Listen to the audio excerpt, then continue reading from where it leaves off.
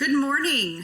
I would like to call this meeting to order and welcome everyone in attendance. The committee has under consideration the estimates of the Ministry of Jobs, Economy and Northern Development for the fiscal year ending March 31st, 2024. I'd ask that we go around the table and have members introduce themselves for the record. Minister, please introduce the officials who are joining you at the table. My name is Nicole Goring. I am the MLA for Edmonton Castle Downs and the Deputy Chair, Acting Chair for this committee. We'll be starting to my right. Garth Rosal, MLA, Vermilion, Lloydminster, Wainwright. Good morning. Pleasure to be with you today. Tracy Allard, MLA for Grand Prairie. Good morning. Miranda Rosen, MLA for Banff Kittitas. Good morning. Prasad Parna, MLA, Calgary Edgemont. Jason Stephan, MLA, Red Deer South. Brian Jean, MLA, Fort McMurray, Conklin, and I'll introduce my officials in my opening remarks, please. Good morning, everyone. Christina Gray, MLA for Edmonton Millwoods. Good morning, Darren Billis, MLA, Edmonton Beverly, Clairview. Thank you. And as we have no members online, we'll just get right into it. So I'd like to note the following substitutions for the record. Ms. Rosen for the Honorable Ms. Armstrong-Hominack, Honorable Mr. Panda for Mr. Walker. A few housekeeping items to address before we turn to the business at hand. Please note that the microphones are operated by Hansard staff. Committee proceedings are live streamed on the internet and broadcast on Alberta Assembly TV. The audio and video stream and transcripts of meetings can be accessed via the Legislative Assembly website. Members participating remotely are encouraged to turn your camera on while speaking and mute your microphone when not speaking. Remote participants who wish to be placed on a speakers list are asked to email or message the committee clerk, and members in the room could signal the chair. Please set your cell phones and other devices to silent for the duration of the meeting. Honorable members, the standing orders set out the process for consideration of the main estimates. A total of 3 hours has been scheduled for consideration of the estimates of the Ministry of Jobs, Economy and Northern Development. Standing Order 59.1 sub 6 establishes the speaking rotation and speaking times. In brief, the minister or member of Executive Council acting on the minister's behalf will have 10 minutes to address the committee. At the conclusion of the minister's comments, a 60-minute speaking block for the official opposition begins, followed by a 20-minute speaking block for independent members, if any, and then a 20-minute speaking block for the government caucus.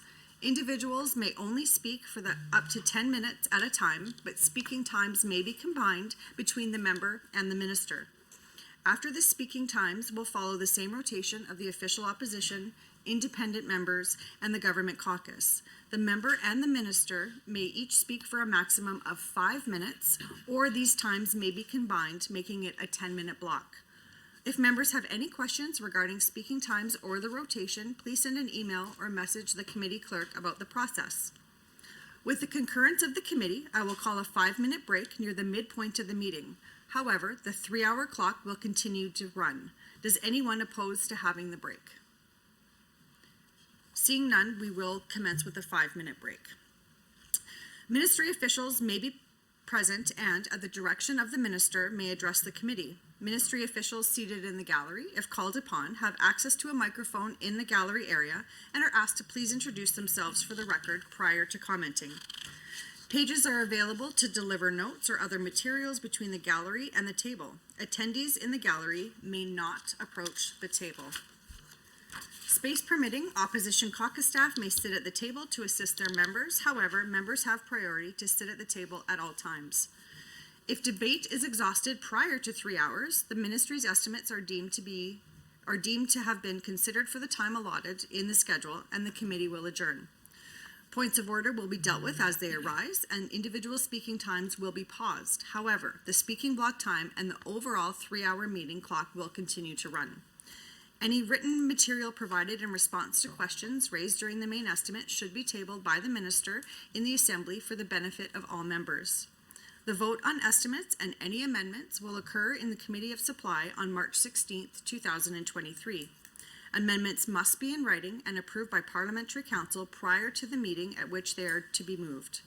The original amendment is to be deposited with the committee clerk with 20 hard copies. An electronic version of the signed original should be provided to the committee clerk for distribution to committee members.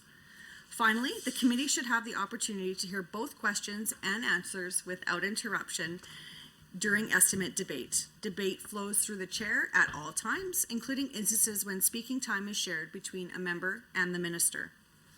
I would now invite the Minister of Jobs, Economy and Northern Development to begin with your opening remarks. You have 10 minutes. Thank you, Madam Chair. Honorable members, thank you for having me here today. I'm pleased to present the 2023-24 budget estimates for jobs, economy, and northern development, our 2023-2026 business plan, and how we will help secure Alberta's future through economic growth, diversification, and support to Albertans.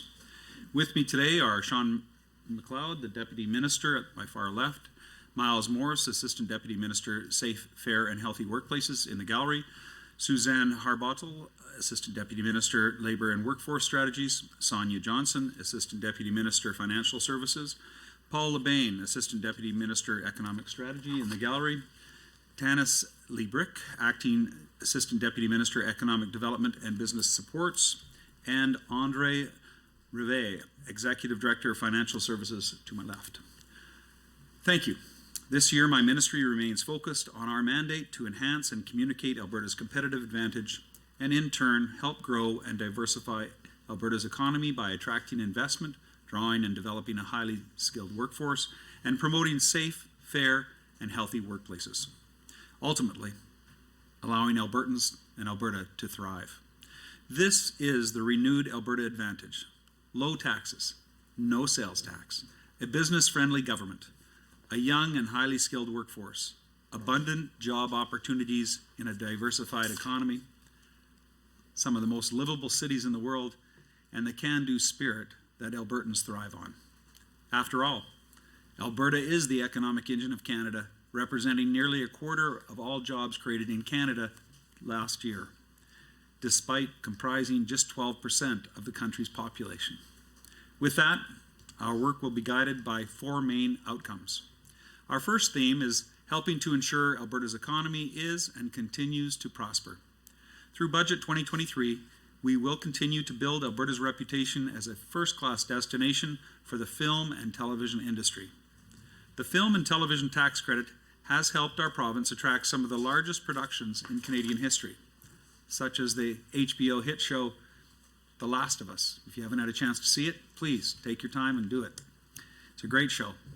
It also benefits many local economies, with filming taking place in more than 100 communities right across Alberta, a third of which were rural. As of January 2023, 111 productions have been authorized to participate in the program and are expected to spend more than $859 million and support more than 8,000 jobs here in Alberta. That is why we are investing an additional $100 million over the next 3 years in the program to help increase industry confidence, attract more productions, and support even more growth in the sector for Albertans. Budget 2023 is also helping the government ensure all corners of the province can attract job-creating investments. In particular, northern and rural communities have unique challenges and need creative solutions. That is why the Northern and Regional Economic Development Program will receive $9 million over the next 3 years to support Alberta municipalities, Indigenous communities, and nonprofits with regional economic growth and diversification. This will help organizations continue to deliver business supports, promote labor force attraction and retention, enhance regional tourism, and build capacity for economic growth. We will also continue to invest in Alberta's 9 Regional Economic Development Alliances, or REDAs. These independent nonprofit organizations are made up of member municipalities and regional stakeholders who work together to promote long-term economic development and prosperity. Investing in REDAs means investing in every single area of our province. We are funding these valuable organizations with $125,000 each annually to help them continue their important work. Budget 2023 will also continue to support the Northern Alberta Development Council Bursary Program, increasing funding by $350,000 to a total of $500,000 annually over the next 3 years. Since it began, this program has helped to attract and retain 7,000 Alberta students to study and work in Alberta's north. This includes many Indigenous learners. We are excited to see how this additional funding will help attract even more skilled professionals to the north. These important initiatives also align with the government's Economic Development in Rural Alberta Plan, which demonstrates a commitment to drive growth and address challenges in rural and Indigenous communities. The second outcome is building a skilled and resilient labor force. As Alberta's economic momentum continues, we are developing creative ways to address labor shortages and support employers and workers. As part of last year's budget, the government committed more than $600 million over 3 years through Alberta at Work to help Albertans build their skills and find jobs, and to help employers find workers in existing and emerging sectors. This funding is allocated across various ministries. Budget 2023 continues the strategic investment of this important initiative to include an additional $176 million in funding for the 25-26 fiscal year. We are doing our part to make sure all Albertans benefit from these investments to develop the skills they need to build rewarding careers. Under my ministry, Alberta at Work includes $73 million in investment over the next 3 years in Alberta's proven skills development and employment training programs. This includes Training for Work, which offers employment and training supports to Albertans who are unemployed, underemployed, or currently collecting employment insurance or other income support. Budget 2023 also includes continued investment in Canada-Alberta Job Grant to help more Alberta workers access training to gain the skills needed for businesses to grow and diversify. This will help meet growing program demand and assist with preparing Alberta's workers to best contribute to economic growth. We're also leading the delivery of the Aviation Skills Grant Program as part of an MOU with WestJet Airlines, another initiative under Alberta at Work. To support training for new jobs that will be created as a result of this agreement, my ministry has developed a skills training grant program starting in 2022-23 that will provide $5 million annually over 3 years to offset training costs in the aviation sector. This is an amazing opportunity for Alberta. It will help the sector build its workforce and support its continued growth while further diversifying Alberta's economy. And lastly, we are funding the Alberta is Calling campaign, appealing to talented professionals in-demand sectors and highlighting the many advantages of living life here in the best place in the world, Alberta. Since this campaign launched last summer, and as of last December, almost 20,000 Canadians chose to make Alberta their home. Budget 2023 forecasts this trend to continue, with Alberta's population growth expected to rise to its fastest pace since 2006, in part due to a strong international and interprovincial migration levels. And we are currently exploring options to focus the campaign on new markets. The third outcome is Albertans are safe at work and treated fairly in the workplace. This year's budget includes more than $64 million in funding to ensure safe, fair, and healthy workplaces. My ministry collaborates with many groups, including workers, employers, health and safety associations, industry associations, and labor groups, to make sure that everyone understands their rights and responsibilities in the workplace and to seek their guidance and input. For example, recent amendments to the OHS code were developed after extensive consultation. These come into effect March 31st, and Budget 2023 will continue to fund the ongoing code review process. After all, as workplaces, best practices and technology change, we must make sure health and safety rules keep pace. Another example is the Certificate of Recognition, or CORE program. This voluntary program is a partnership between industry, the department, and the Workers' Compensation Board that encourages participants to create or improve their health and safety management systems. Budget 2023 will ensure these critical programs and safeguards can continue to protect the rights and health of all Alberta workers. The fourth and the final outcome is better services for workers, investors, and employers. Under this outcome, we will be allocating $4.6 million to the Alberta Labour Relations Board in 2023-24 to continue its important work of overseeing and applying Alberta's labour laws. Nearly $16.9 million will also support the Appeals Commission for Alberta Workers' Compensation in 2023-24. This will assist injured workers and employers across Alberta in accessing free, independent appeals and advisory services through the Commission. My department, in conjunction with the partner ministries, is also continuing to provide concierge service that works directly with Alberta-based businesses considering major new or expanded investments. This will help companies navigate government approvals and resources more effectively and seamlessly. With this support in place, alongside our many other business-friendly policies, we are demonstrating our commitment to reduce red tape. Thank you, Minister. Before we get into the next portion of the meeting, I would like to invite Mr. MacIver to introduce himself for the record. Rick McIver, MLA, Calgary Hayes. Thank you. For the hour that follows, members of the official opposition and the minister may speak. Honorable members, you will be able to see the timer for the speaking block in both the committee room and on Microsoft Teams. Members, would you like to combine your time with the ministers? I would be very interested in combining time. Block time, thank you. Go ahead. Thank you very much.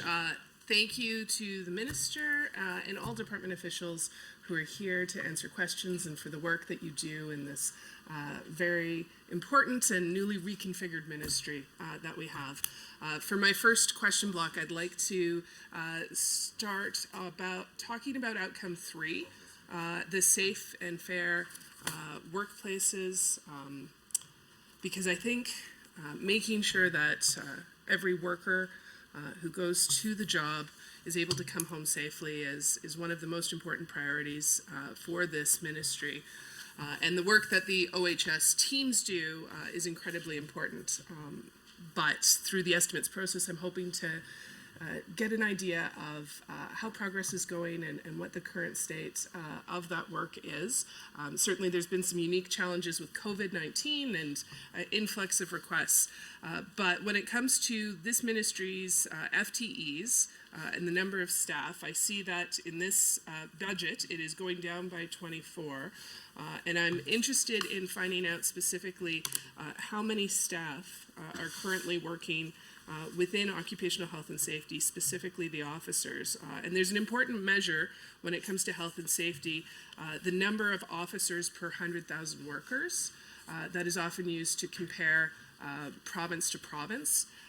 In 2018-19, we knew that Alberta had 6.2 officers per 1,000 workers. I'm wondering if the minister and his department can tell me what the number is today.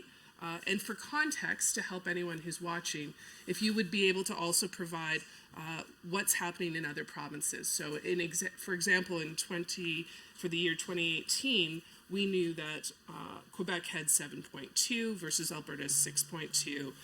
BC had 12, Manitoba had 7.8. If the minister has that contextual information, that would help, as well as the number of officers per 100,000 workers.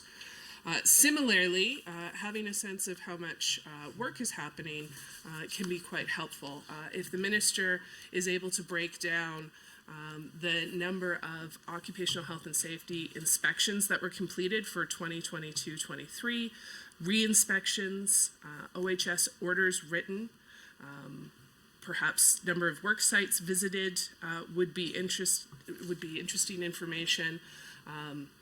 And a breakdown between reactive and proactive inspections.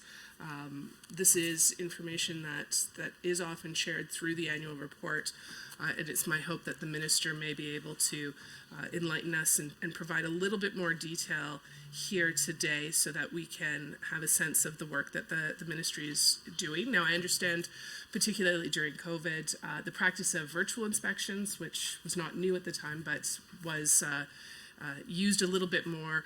If you have any information about virtual inspections versus in-person inspections, I'd be interested to know how the ministry's work is breaking down along those lines.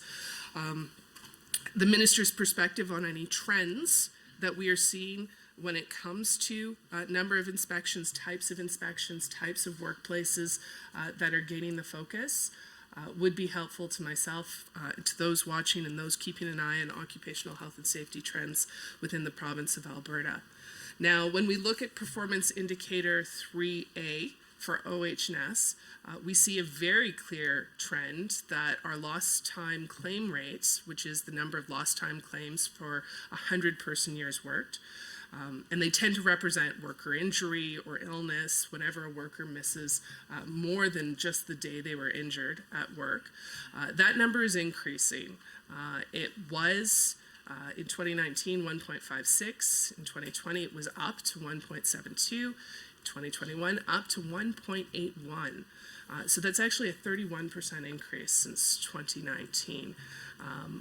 And so I'd like to know a little bit more about what potential trends may be involved there, knowing that COVID and the occupation, those who are infected at work could be impacting these numbers. At the last estimates for occupational health and safety, it was then the Ministry of Labour and Immigration. I asked the minister and the department about if they had any disaggregated data that split out perhaps COVID information from other types of occupational injury. And so I'm curious if the minister is able to break that down so that when we're looking at the increase in lost time claim rates, we can understand what the factors are there. I know the department uses that information to then target their proactive measures. What is happening? Can you help understand? Because of course, when someone just looks at performance indicator 3.A, they're seeing increases.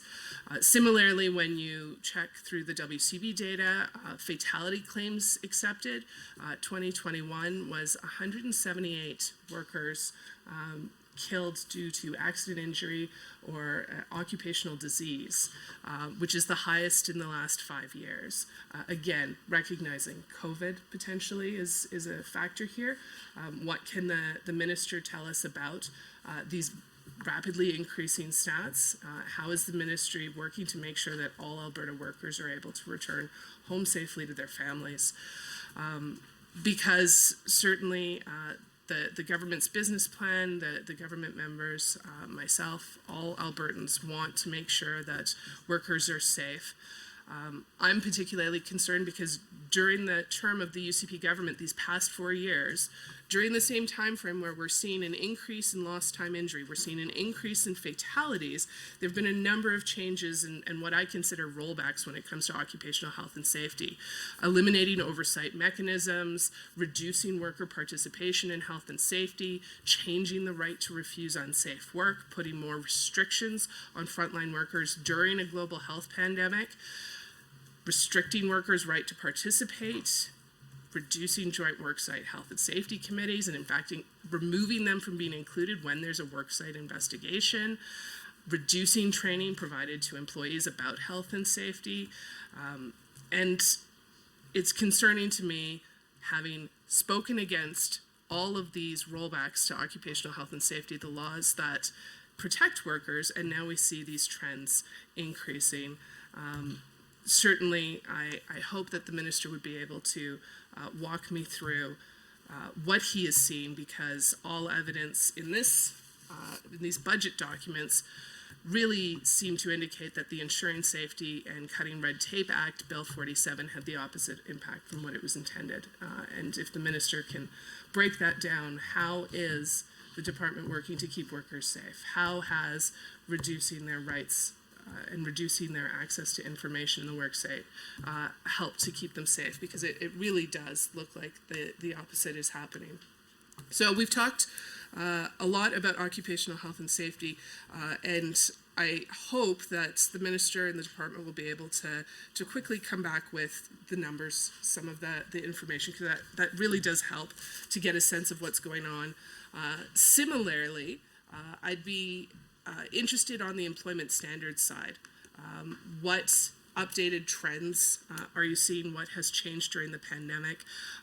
For many years now, an early resolution process has been put in place to try and get quick resolution on employment standards. And we saw for many years a real positive decrease in the amount of time between when a complaint was received and when it was resolved.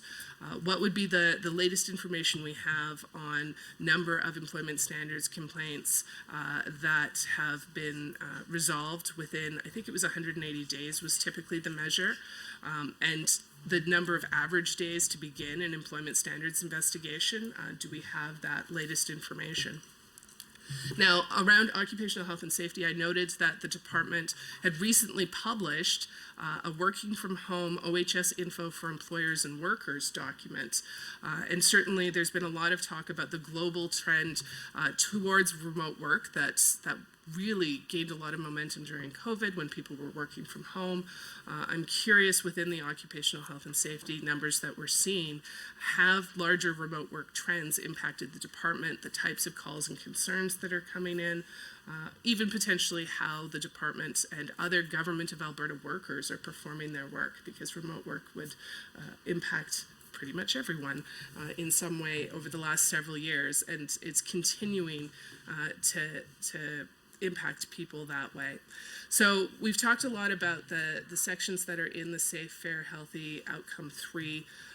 I'm really hoping the minister and the department will be able to walk me through what trends they're seeing, how staffing is looking, and what is happening in both the occupational health and safety side and the employment standards side. And I appreciate your time. Thank you. Thank you, Member. Minister, you have 10 minutes. Thank you, Madam Chair. And, well, we can certainly see a lot of questions there, and as a former minister, I know you know the file very well, so I appreciate you being here today, because nothing can be more important than the safety of our workforce. I think what I heard you ask was generally about the occupational health and safety.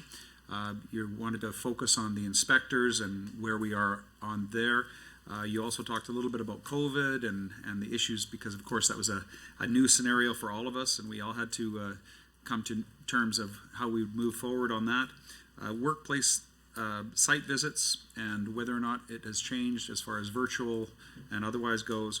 You talked about the amount of workplace injuries and deaths and how concerning that was, and of course that is extremely concerning to our department and to myself. You mentioned rollbacks. I haven't seen them, but I'll try to deal with some of the numbers to let you know exactly what is happening. I know that the department is always looking for ways to be more innovative with safety and with the department itself. They have moved somewhat towards a more safe environment, such as our airlines do with SMS, safety management systems in some of the areas, which is more effective. You've asked for where the trends are and where we're seeing things change with COVID and other things. And finally, you talked a little bit about red tape and where the red tape reduction was happening and whether or not it was actually cutting back services. I have not seen that, but I'll get into that in a little more detail. And the working from home rather than working from the office in our downtowns, and how that's changing things and how that might change the occupational health and safety. I'm going to just deal with it on an overreaching macro basis on occupational health and safety, and then I'll try to get into some of your questions, and I think we'll have time for all of that. Safe, fair, and health workplaces help Alberta to be more attractive and more competitive to work and to do business. And as you know, we have to attract people from all over the country and the world right now to fill the many jobs that we have, over 100,000 unfilled right now. So it's a great environment. We have to make sure people recognize that occupational health and safety laws are there for them. And these laws that set out the minimum health and safety standards for workplaces to help ensure workers return home safely at the end of their workday and prevent costly lost production and downtime due to these incidents, which obviously impact them and their family. Consistent enforcement of OHS laws helps prevent workplace illnesses, injuries, and fatalities, and lets people know that Alberta is a place that you can work safely, and the government will have their back. My ministry collaborates with businesses, employees, health and safety associations, industry associations, and labor groups to promote an informed and knowledgeable workforce regarding both rights and responsibilities, and has that relationship that they can seek input on a continuous basis, which makes for better laws. One such way my ministry ensures an informed and knowledgeable workforce is making it easier to receive information about health and safety obligations. For example, our OHS Prevention Initiative promotes awareness of some of the most common forms of workplace injury and illness, and leverages partners throughout the OHS system to provide information and resources. The Jobs, Economy, and Northern Development is focused on identifying efficiencies, improving processes, and enhancing service delivery to Albertans. This ministry will ensure its staff levels reflect the government's commitment to fiscal restraint while continuing to provide the excellent services that Albertans rely on. The department's FTE count is decreasing as the Alberta Jobs Now program is shifting to primarily focusing on managing and monitoring existing grant agreements with employers. as no further program intakes are planned. This decrease is partially offset by additional FTEs to support the delivery of employment standards and the aviation skills programs. Now, you mentioned some decreases, but OHS officers remain constant from prior years, and obviously there's always some ups and downs in any field, but it has, I believe, approximately 148 to 150 officers on a consistent basis year over year, and based upon the ratio, it's about 6.0, I believe, the number of OHS officers per 100,000 workers. The scenario with 2022-2023 inspection priorities, this year's proactive inspections focus on workplaces at higher risk of illness, injuries, and fatalities. In 2023-2024, proactive programs will include wholesale manufacturing and process packaging, supportive living, selective industry, and cities and municipalities. The key facts relating to from April 1st, 2022 to January 31st, 2023, there will be 11,210 inspections completed, 7,929 inspections, and 3,281 re-inspections. 7,169 orders were written, 545 were stop work orders, 69 were stop use orders, 6,555 were compliance orders, and that would be a total of 7,169. There were 26 tickets, 10 to employers, 4 to supervisors, and 12 to workers, 15 administrative penalties, 703 investigations were conducted on serious incidents, 11 investigations resulted in the Ministry of Justice laying charges under the OH&S Act. More than 100 OHS officers are in the field, and 27% of OHS inspections were proactive and 73% were reactive. I believe that was question 8. From April 1st, 2021 to March 31st, 2022, 15,568 inspections were completed. Of that, 11,798 were inspections and 3,770 were re-inspections. This is a 12% decrease from the prior year due to additional inspections being conducted in 2020-2021 in response to the COVID-19 pandemic, which I believe was question 3. 8,403 orders were written, which was a 7% increase from the prior year. 472 stop work orders, 77 stop use orders, 7,854 compliance orders, for a total of 8,403. 57% of orders had a report on compliance, and that would be 4,928. Those were reports on compliance. 32 tickets, 9 to employers, 5 to supervisors, 18 to workers, a 42% decrease in tickets compared to the prior year. The number of tickets issued is highly variable from year to year as they are issued in response to specific non-compliances that are observed during inspections. Now, you asked about lost time claim rate. Thank you. The lost time claim rate provides an indication of occupational health and safety performance in the province.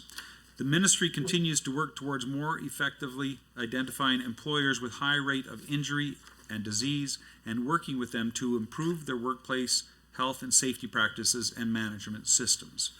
Improved health and safety contribute to reduced WCB premiums by targeting sectors with the highest injury rates. The measures indicate the number of lost time claims per 100 person years worked to indicate increases or decreases in a worker's risk of injury or disease. 1 person year is equivalent to 1 full-time worker working for 1 year or 2,000 hours worked. The result of this performance indicator are by calendar year, and the objective is to attain the lowest rate possible by having consistency year over year so we can measure appropriately. The analysis of the results indicate that the lost time claim rate increased by 5% to 1.81 in 2021 from 1.72 in 2020. In the last 5 years, there appears to be an upward trend, with the 2021 lost time claim rate being the highest rate since 2012, which is concerning.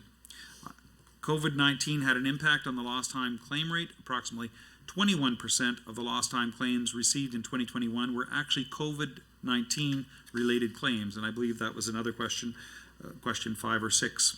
Additionally, there were an undetermined number of lost time claims that were related to COVID-19 pandemic, but not necessarily directly as a result of COVID-19. For example, a lost time claim for a skin condition developed due to personal protective equipment. Between 2020 and 2021, COVID-19 claims increased by actually 14%. In addition, the 10% increase of lost time claims in 2021 outpaced the gain in employment of, for example, 5%. All of these factors contributed to the increase of the lost time claim rate in 2021. And I know I'm running out of time. I have a lot more information for you here. But in 2021, 136 workers died as identified in WCB accepted fatality claims, and that is very concerning to the department, and I'm actually having meetings in relation to that and have had several bits of deep dive work on it. But within these claims, 39 fatalities occurred because of traumatic workplace incident, and in comparison, there were 39 traumatic workplace fatalities identified by WCB in 2020. And unfortunately, I think I'm out of my time for that block of answers, but I very much appreciate all the hard work you've done on this file as a minister and indeed as the opposition member. Thank you. Thank you, Minister. Member Gray. Thank you very much, Minister. That was incredibly helpful. I appreciate the level of detail and contextualizing some of this. I do want to circle back just to the number of officers per 100,000, because you've responded with 6, which thank you for that. It appears that might be trending down, but not much of a large change. If you have and can contextualize that by providing what the current number of officers per 100,000 is in other provinces, if you have that, because I don't have an easy way to know what's going on in Manitoba, Saskatchewan under the same time period. So I appreciate that very much. The other follow-up that I have is just around the... Perfect. No, I think you were able to answer almost all those questions. So again, thank you very much. I'm going to invite you to continue to share some of the information you didn't get a chance to when you're responding, and I'm going to add with some additional questions. I'd like to talk a little bit from the government estimates, page 141, line 3.3, which is employment standards, and in your business plan on page 80, the references to having a balanced, stable workforce and environment. Recently, we've seen in the media some questions around the minimum wage, and the minimum wage is part of employment standards and part of the minister's responsibilities. Specifically, we've seen the chair of the minimum wage panel that this government struck demanding the UCP government share the group's final report with Albertans prior to the provincial election in May, believing the report would be of value and should be seen by Albertans. This relates to your party's platform commitment to have a minimum wage expert panel, and it is estimated to have cost Albertans $25,000. Now, there have been rumors around this report, given that it has essentially sat on shelves for 3 years, that the report may in fact call for a lower minimum wage in rural Alberta. Is the government not releasing this report because it would clearly tell rural workers that the government is interested in cutting their wages, and should Albertans have that information before they vote? Certainly there have been a lot of conversations around trust when it comes to this government, and the fact that this report is not being released is certainly an interesting one. It's particularly timely as well because we're seeing record inflation, and we know that low-income Canadian households suffer the most from soaring inflation. And we've seen that from Conference Board of Canada research. Because someone working on minimum wage will spend a higher share of their budget than wealthier households on basic needs like food, clothing, and shelter, Canadians in the lowest income, the bottom 20%, will devote more than half their expenditures to necessities. And in a time of such high inflation, those on the minimum wage are suffering the most. And so if the government is considering further reductions to the minimum wage, that would add a great deal of pressure onto those lowest paid Albertans. Now, we also know Alberta has the slowest wage growth in the country. And so that is adding pressure onto our lowest income Albertans. And so under employment standards, knowing high inflation tends to worsen inequality and poverty, what is the government intending to do when it comes to minimum wage? Are further reductions being considered? And why has the report not been released? At the same time and under the same line item, this government has lowered the minimum wage for youth. Youth minimum wage is $13 per hour. I would like to highlight to the minister that our youth unemployment rate continues to be quite high. Youth unemployment is at 11.3% in February, up from 10.3% in January. When the youth minimum wage was introduced, Albertans were told it was being done to make it more economical for employers to hire youth. The difference between the youth minimum wage is significant. The only other province with a youth minimum wage, there is a small difference. Here in Alberta, it's $2. And we see an unfortunate trend from Stats Canada that despite Alberta having a lower youth minimum wage, something that makes it harder for youth to earn enough to pay bills or to save for school tuition, our neighboring province, which I've often used as a good comparator, Saskatchewan, does not have a youth minimum wage and has much lower youth unemployment and has had that consistently. So if it is the government's premise that a lower youth minimum wage will make youth more employable, why do we see the exact opposite? And why are you continuing with this policy, given in your business plan, it speaks frequently about evidence-based decision-making. This is a policy that I'm particularly concerned about because many people feel it's a discriminatory policy, that there's an argument that the youth minimum wage discriminates on the basis of age, violating the equality rights section of the Charter, and it denies youth the benefit of receiving equal pay for equal work. And with credit to Julia Emilio for the Center for Constitutional Studies for her work and analysis, it's quite clear that a youth minimum wage is reducing economic opportunities.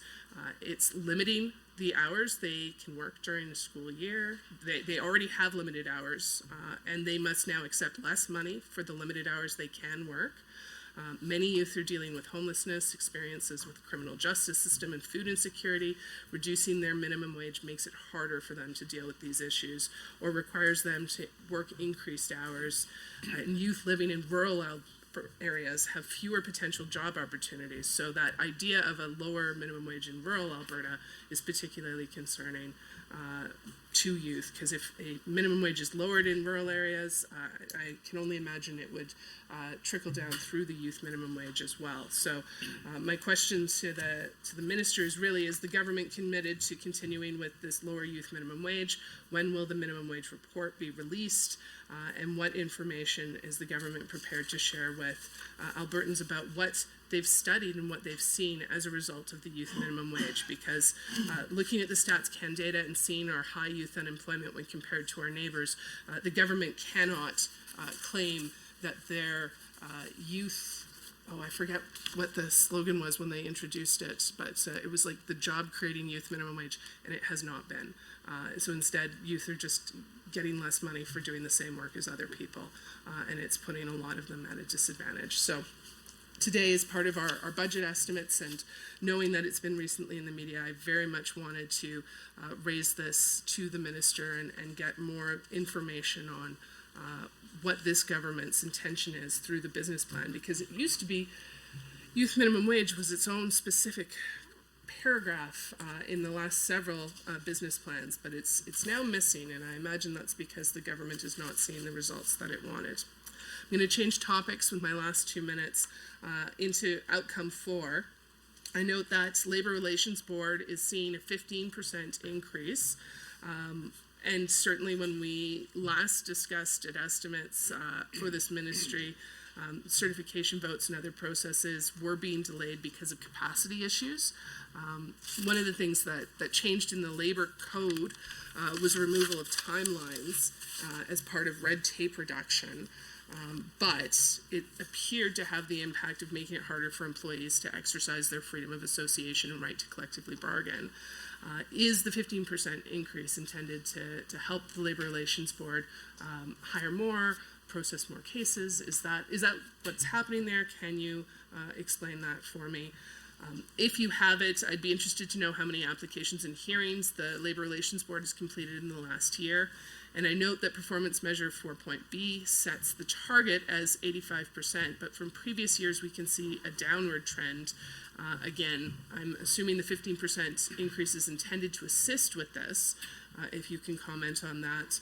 Now, the ministry used to report on the average number of days from the acceptance of an application to the date of a first Labor Board hearing.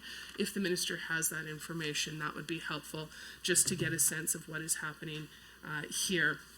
And then finally, under WCB, I note that for the 2023 WCB premiums to employers, the WCB is again providing a subsidy, and in this case it's a 24% subsidy, which puts the cumulative total of subsidies to employers and rate adjustments at about $1.6 billion.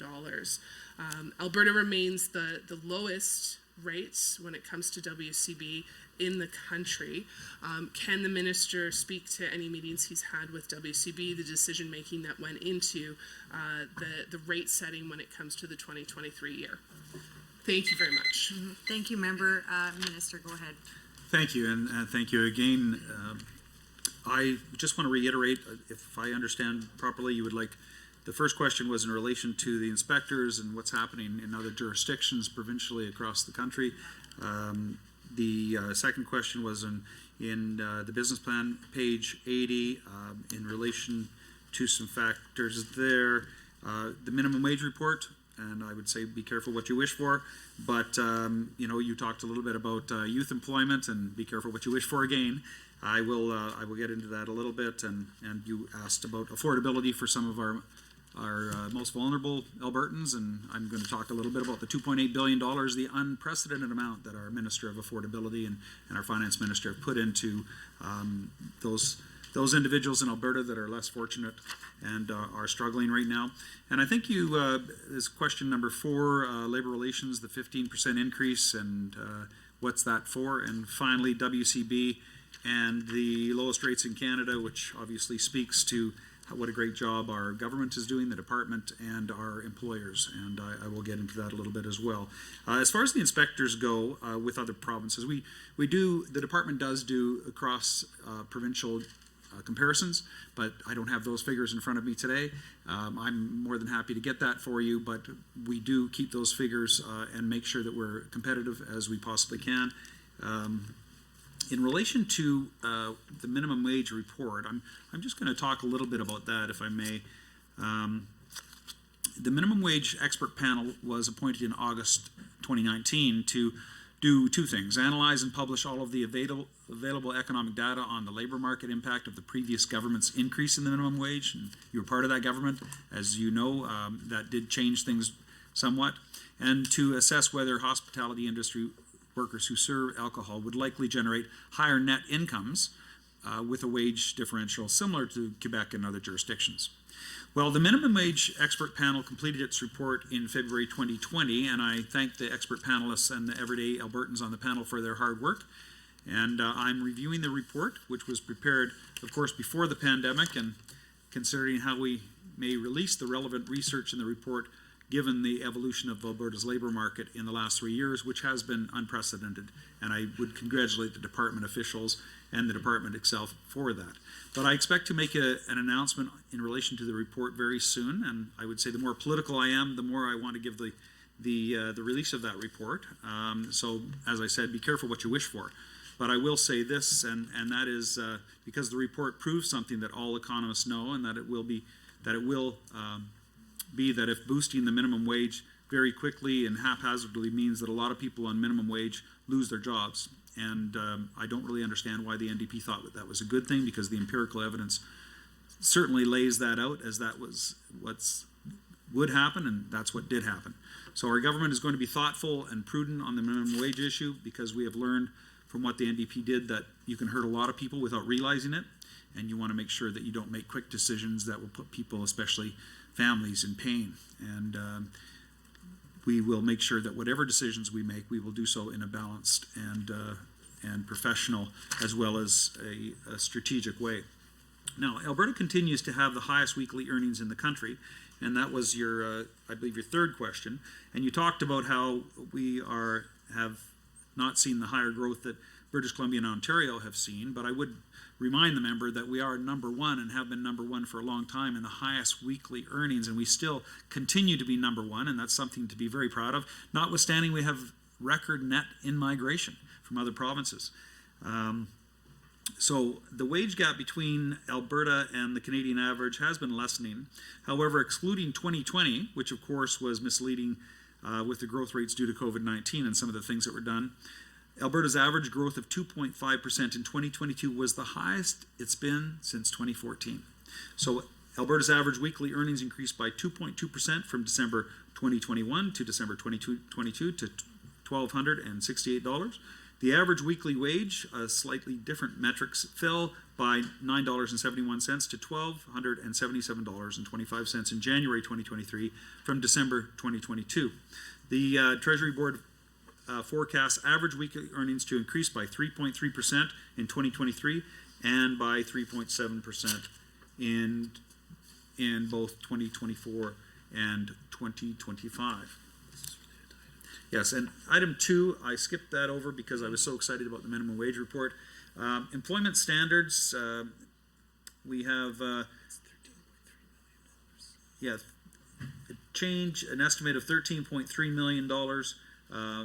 Budget for 2022 was $12,211,000, and we are maintaining core operations and service delivery standards. The increase to the 2023-2024 estimate is primarily due to additional funding of $550,000 to recruit 5 additional employment standards officers. I know you're excited about that, as frontline levels are being bolstered to manage the continued volume and the complexity of some of the complaints received recently from employment standards. As I mentioned, COVID has changed things a little bit.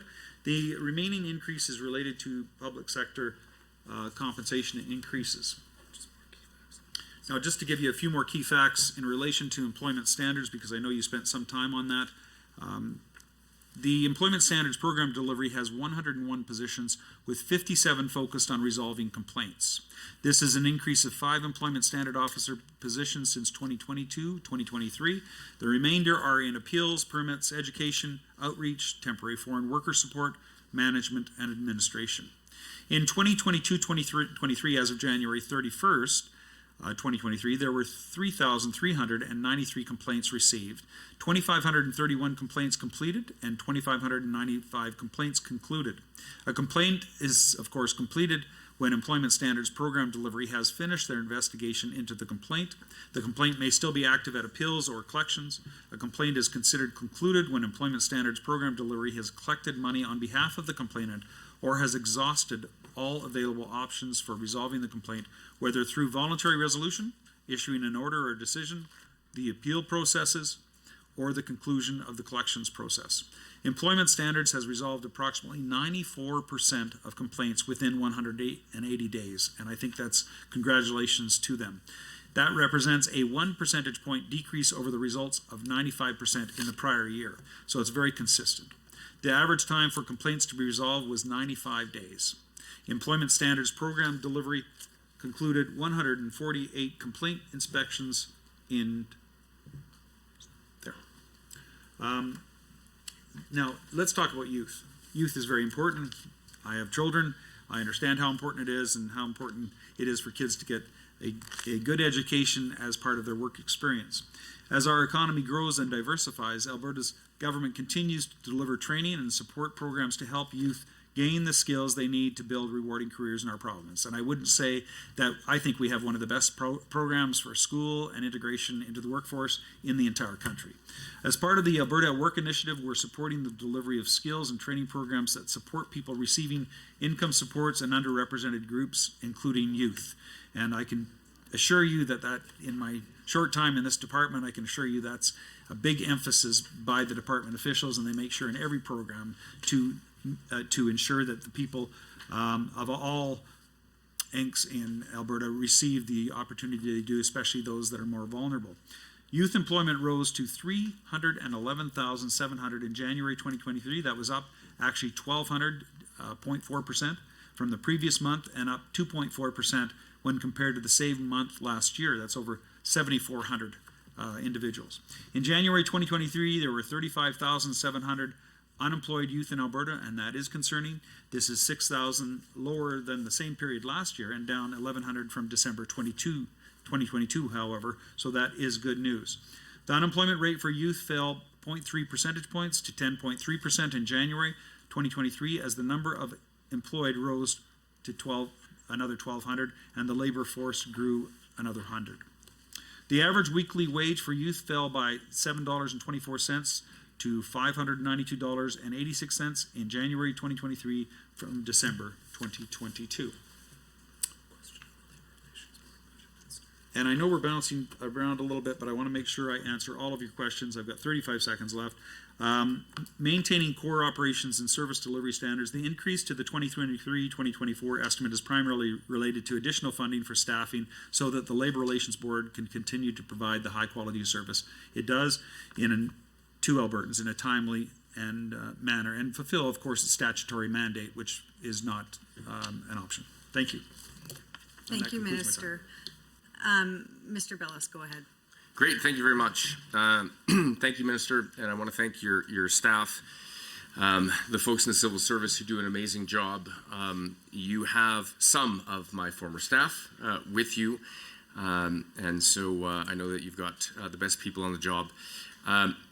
My questions and my comments are obviously related to your ministry. The challenge, which I'm sure you can appreciate, Minister, is that what formerly was JEI is now broken into 5 different ministries, and I appreciate that.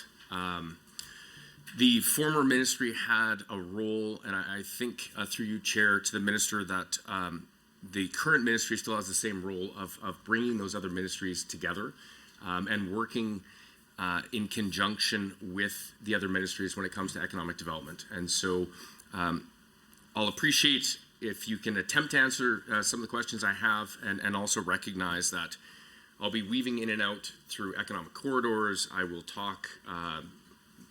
touch on trade, some other issues. I know that the minister recently came back from Korea on a trade mission. At some point, if not in this block, I'd like to hear some of the outcomes of that mission. I'm a big fan of our trade offices and of trade. Alberta is an export reliant province, and so those type of missions are absolutely critical. I'll start off in the business plan, outcome 1, page 81. 1.1, the key objective is to work with partner ministries and the Northern Alberta Development Council to enhance economic opportunities in Northern Alberta, including the development of economic corridors. I see that NADC has a budget increase of $500,000. Is that amount included in budget line 4.1 of the 18 million? I'm curious what the total budget for NADC is. And Minister, if you can outline some of the initiatives that they're working on, what specific projects or programs that they are supporting. If you have the metrics available, what outcomes have they achieved? Again, the metrics that they currently have, and if there aren't metrics, and I know that Sonia is very big into metrics, so I'd be shocked if you didn't have those. But of course, if there aren't, then how do we measure success? So if you can speak to that, that'd be greatly appreciated. On page 8 of the NADC annual report from 21-22, it states, quote, on January 8th of 22, NADC advised the former JEI Minister Schweitzer to reach out to the Ministry of Transportation to recommend expanding Class 1 truck driver programs to serve not only underemployed Albertans, but to include employed Albertans, or develop a similar program with shared funding responsibilities between government and northern employers. What developments were made in expanding truck drivers programs in this budget? Again, this is one of those areas I appreciate that it may not be yours directly, Minister. NADC was clear this was a substantial need for Class 1 drivers in Northern Alberta, which of course is near and dear to your heart, Minister. What steps have been taken to follow up on this? Is there a clear commitment to collaborate with NADC? what would the support look like? And if you could speak to when this would be implemented or what timelines you have, Minister. Again, how would you measure success in this initiative? The Alberta government webpage outlining Alberta at Work states it's investing $30 million over 3 years for commercial driver grants to address this severe shortage. How much of the $30 million is designated directly to NADC, to their initiative to expand Class 1 drivers? Again, the word mostly is included, and I'm curious what the word mostly means in this context. And if the minister can explain what other areas would the grant cover, that'd be wonderful. NADC provided feedback to the Economic Corridors Task Force, another initiative very significant to your neck of the woods, Minister. From the MERCS webpage titled MERCS C0002-22, Economic Corridors Task Force support page. The description reads that at the Western Premiers Conference Council of Federation in 2019, Premiers collectively agreed to further explore the concept of economic corridors as it relates to strategic infrastructure, to getting goods to where they need to go. There are 4 objectives that were outlined in the Economic Corridors Task Force. Build on the Pan-Canadian Economic Corridors report by completing a cross-jurisdictional analysis of economic corridors in other provinces and countries. Is the task force included in this budget? What progress has been made? How much of the budget is allotted to completing this analysis? The second is to identify and assess the possible economic corridors for Alberta by bringing together industry and policy experts to review potential corridor options. If you can comment, Minister, has this been completed yet? If not, what is the timeline? How are industry and policy experts selected? How much money from this budget is being spent to pay those experts to review the options? The next is to report back to government with recommendations on next steps. Has the report been submitted? If not, do you have a date? Can you comment on when that will be public? Will the public have a say? Who decides on the next steps? And what is the bottom line cost to Alberta taxpayers? The final is to complete an assessment of rail capacity in the province and make recommendations on that, whether the corridors are sufficient. The assessment was supposed to include a third-party independent review of the current rail capacity. Has the assessment been completed? If not, when is it projected to be completed? Who's doing the third-party independent review? Again, how much is being allocated from your budget toward this, Minister? And if you can point to which line item that this would be a part of, if it's in your ministry. I appreciate there is the Ministry of Transportation and Economic Corridors, which it may be part of. Again, in this report, there was a comment on a cross-jurisdictional scan, which I think is absolutely critical. Has that been completed? I would love to know who's doing the international analysis. Again, that could be your ministry, that could be trade, that could be executive council, that could be the Ministry of Transportation, or a combination.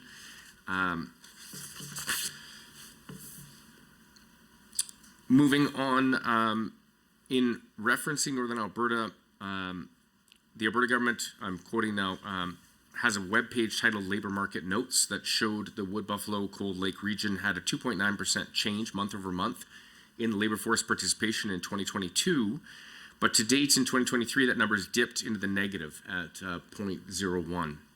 negative 0.01. Additionally, in the regional occupational forecast for Wood Buffalo Cold Lake for the occupational demand outlook, 13 out of the 18 categories were below the annual average and in negative numbers.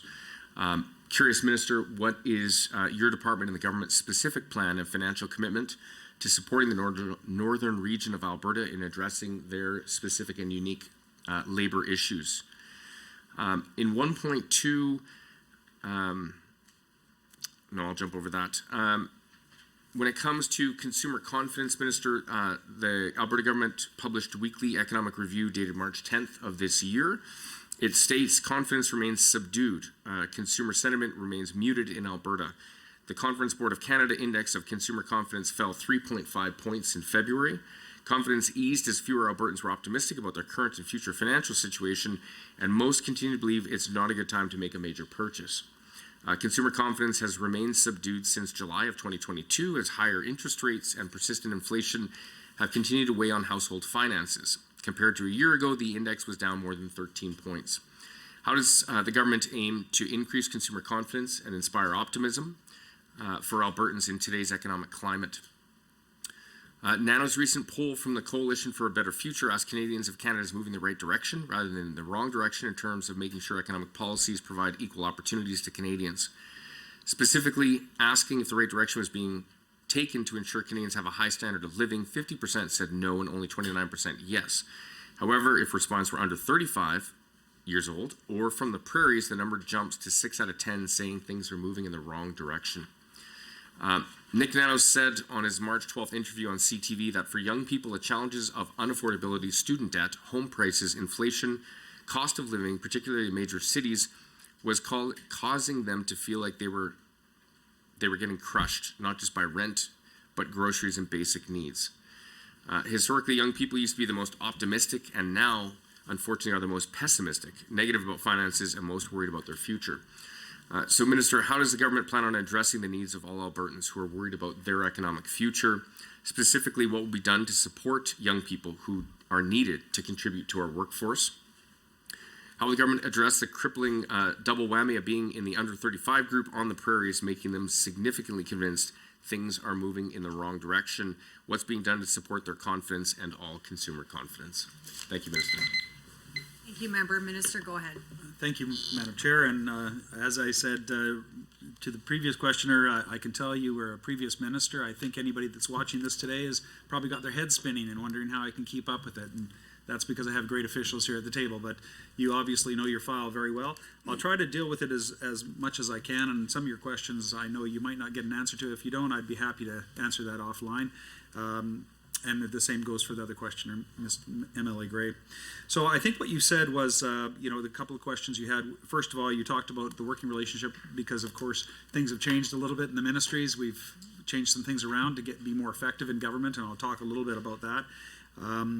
Your second question was, I think, page 81, 4.1, the how do I work with partner ministries and the increase in 4.1, the NADC, the total budget, how it relates to corridors and what my job is in relation to that. And you'll be disappointed to hear that I won't be able to answer a lot of those questions.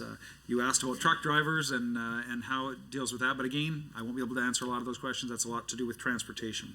But how your questions were on that, and I will tell you that obviously being from Fort McMurray, it's a great concern to myself and to all the ministers right now. We recognize how important it is, and with the gap in truck drivers right now, we're encouraging wherever we can to fill that gap.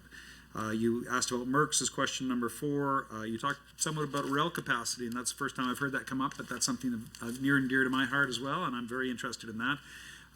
You talked about some of the labor issues regarding the North and how we're addressing that, and I think you'll be pleased to hear what our ministry is doing. And the consumer confidence, and I would like to talk a little bit about that, and young people in particular. And I think those were all of your questions. I don't think I've missed any. So what I will do is say this to you first of all, Mr. Billis. The relationship with the other ministers is excellent. I'm even on the same floor as the trade minister and the jobs and training minister, and we have great relationships. And I spent part of the time in Korea with the trade minister, and we've talked about how we can work together and how we do work together, and we have a very good relationship. And what I would say to you is I don't see any gaps in that relationship as a result of the changes, and I think you'll find that in fact we're going to be stronger than ever before because we have so much emphasis in that particular field, which is very, very important. And I think we can see that success in what we've done in increasing some of our numbers overall for our program with Canada. So the northern so I'll start first of all with some key messages on what we do and why we're doing it. Jobs Economy and Northern Development works with partners right across the province, such as regional economic development organizations, I sort of feel sometimes like I'm the quarterback and I'm throwing the ball down the field to somebody that's going to catch it and know what they're doing better than me. But we also work with the federal government and within the government of Alberta to encourage economic growth, support the success of Alberta entrepreneurs and job creators, and of course promote the development of Alberta's industries so many more Albertans can prosper. The ministry serves as the government's driver of economic strategy, delivering programs and creating policies that improve Alberta's competitiveness and encourages economic growth in all sectors. This requires close collaboration with multiple partner ministries. The ministry supports Alberta communities in realizing their diverse economic potential through northern and regional economic development programs and policies, such as the Northern and Regional Economic Development Program. The ministry works closely with small businesses and entrepreneurs to help them navigate programming and the ecosystem. As just from your line of questioning, we can tell how complicated it is, and sometimes it feels like it's overwhelming to small businesses who don't know how to gear their way through government departments, but that's what we do. We help do that. We also, the ministry works closely, as I mentioned, with small businesses and entrepreneurs because it is a tough system to navigate through, and while also working with large companies, we have some special programs requiring concierge services to help secure positive investment decisions, and we worked hand in hand with those larger companies to make sure that they make their location Alberta and hire Albertans if indeed strategically it makes sense. The ministry undertakes initiatives like Alberta at Work that provides a framework to address current and longer-term labor market challenges, including attracting talent, delivering responsive programming, and ensuring businesses have access to the skilled workforce required to grow and diversify Alberta's economy. The Northern Alberta Development Council and Northern Bursary, I actually just went to Westlock a few days ago and gave a Queen's Medal out to somebody that had worked on the NADC some time ago, and it's always good to see those people. I sat down with him over coffee at his house, and he talked in length about Highway 686, for instance, linking Fort McMurray to Grand Prairie, which would be a major investment, and how they've been working on it for 20, 25 years. And it was good to hear of some of the work that was done over that period of time, and he felt great about being recognized for his work on that. The council itself remains a key partner in championing actions that are helping build strong and resilient communities in Alberta's north, which are so important to all Albertans' future. The NADC is helping grow Alberta's northern markets, support even more economic diversification, and helping northern Albertans, including students and business owners, reach their full potential. The NADC bursary program is helping attract and retain skilled professionals to grow and diversify the northern economy. In 2023-24, Alberta's government will provide $500,000 to this program. These bursaries have helped students gain new high-demand skills in healthcare, in business, engineering, and more. And the NADC, the board itself, makes these selections for where the bursaries go, and they're to encourage and develop our northern communities. The NADC bursary program has provided over 9,500 bursaries to more than 7,000 Alberta students. These students have completed over 70,000 months of return service employment since the bursaries were created. For the 2022-23 academic year, the NADC bursary program approved 240 bursaries, totaling nearly $1.54 million to post-secondary learners. Applications for the bursaries are accepted from January to December of each year. The return service commitments from bursary recipients are expected to represent a total of over 2,750 months of employments in 2022-2023. So it's a big number. This includes 73 bursaries of the 240 to Indigenous learners to support training in areas such as healthcare, education, social services, and business administration. The NADC also engages community and industry partners to foster workplace development, job creation, and economic growth in Alberta's northern communities. I actually looked at this file myself when I first got on board, and as you probably are aware, a great return on investment for the people of Alberta, and especially the people in the north. This engagement has included informing the work of the Economic Corridors Task Force to explore options for multimodal corridors, including broadband, utilities, roadways, and rail across the north. But as I mentioned to you before, Corridors is the transportation minister's, and he is in charge of that, although I work very closely with him, and I have had an opportunity to meet with many groups on how we can get, for instance, 686 through the WIN circle. The department also delivers the NADC bursary program on behalf of the Alberta government, which is funded by the department and the Ministries of Advanced Education and Education. So we work very closely with all of our partners. The funding for GENS for the NADC program has been increased to $500,000, as I mentioned, in budget 2023, as part of the government's commitment to implementing affordability measures to support Albertans. Alberta students have experienced a significant increase in post-secondary costs since 2007, when the last affordability review was completed. The NADC bursaries assist with addressing these additional costs and lowering student debt. Starting in the 2023-24 academic year, successful bursary applicants will receive $1,000 to $2,000 in additional support as an affordability adjustment.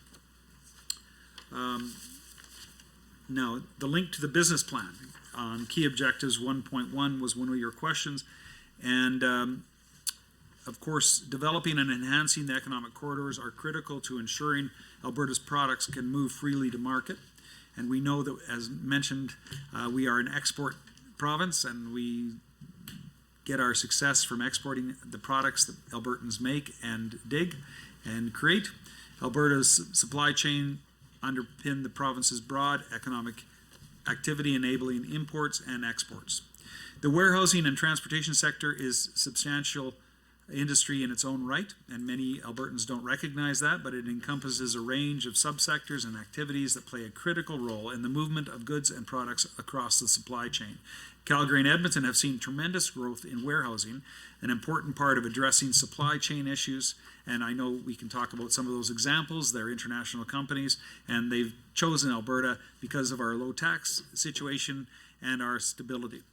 Supply chains are complex and they are fragile. Thank you, Minister. That concludes the first portion of questions for the official opposition. As there are no independent members present, we will now move to the Government Caucus for 20 minutes of questions from the members. Member Allard, would you like to combine your time with the ministers? I think I'll stick with block time because I have a lot of questions. If that's all right? Absolutely, go ahead. Thank you, Madam Chair, and through you, thank you to the Minister for your attendance here today and to the supporting staff. This is indeed an important ministry, and as the MLA for Grand Prairie, I'm very happy to see such incredible work being done on behalf of Northern Alberta. I have a lot of questions for you, and I echo some of the questions from the members opposite around, particularly around NADC. As the former chair of the Northern Alberta Development Council, I'm quite passionate about the work that they do. But I'll start off, Minister, with Alberta's rural communities being the backbone of Alberta's economy. And I truly believe that. I think of Fort McMurray and Grand Prairie, while they're so diverse in terms of Northeast and Northwest are so different, they both drive the economy of Alberta, from natural resources to the local mom and pop shop on the street. I certainly benefited from operating restaurants in Grand Prairie for the last almost 30 years. We continue to see more and more diversity outside of the major cities, and I'm excited about that. In part, this is due to steps that our government has taken to support rural economic development specifically. In my area in Grand Prairie and the region, I've seen a number of businesses and business expansions continue. One thing that stands out to me is the Greenview Industrial Gateway. And while that's just a new area for the province, one of the things that I would like you to look at is ways that we can prioritize the North for investment and diversification. So Greenview Industrial Gateway, for example, one of their barriers is carbon capture and being chosen to be a carbon capture hub. So I'm just going to put a plug in for that. Shameless plug for Grand Prairie. I also wanted to talk about a couple of companies that stand out to me in the region. Grassroots Realty is one of the fastest growing companies in Canada, and it's based in Grand Prairie. I think in 2020 it made the list, ranking 51 or 52, don't quote me. And then there's a DeBolt-based company, Sonar Software, that continues to rank right up there in Canada's top 100. And so I'm very proud of the work that's being done, and very proud to see that in Northern Alberta you can have your cake and eat it too. You can live in the most beautiful part of the province and thrive economically. Despite all of this growth, I keep hearing that there's more that we could do. And I'm sure, through the chair to the minister, I'm sure he's aware of that. So on page 80 of the business plan, the key objective 1.4 says, you're going to support regional efforts to diversify and grow the economy, attract investment, and maintain a positive and competitive business environment. And that's a lot. I just would like you to provide some detail on the additional work we are doing to make that happen, particularly with respect to the North. And with my time Sitting as the chair of Northern Alberta Development Council, it was interesting to me, a small proportion of the population, but if my memory serves, it's 62% of the land mass of the province. It's a significant challenge in terms of the sparse population, but the land mass. So I was really happy to hear you, Minister, talking about Highway 686, and that's on your radar. I think certainly in my time as chair, that was probably mentioned at every single meeting. And I know it's a bit of a frustration for those that have been in the area for generations, who've had this dream to connect Grand Prairie and Fort McMurray with the highway. So again, another plug for my region. I'm going to move on, already running out of time. Film and television tax credit. I wanted to talk a little bit about that and the success that we've had with that, and perhaps through the chair to the minister, what are the things we could be doing. So I'm very happy to see the success we're seeing from the Alberta Film and Television Tax Credit. From small productions to blockbusters, the Alberta Film and Television Tax Credit is bringing these opportunities to our province. Not only is this tax credit bringing Alberta to the world, but it's creating good jobs and diversifying our economy. So I'm going to reference page 80. You indicate there's 125 million allocated for the Alberta Film and Television Tax Credit, and I have a number of questions with respect to that, Minister. First off, why did you choose a tax credit as the best way to support this industry? And I know that was an issue of some debate early on in this term, so I'd be curious to hear your thoughts on that.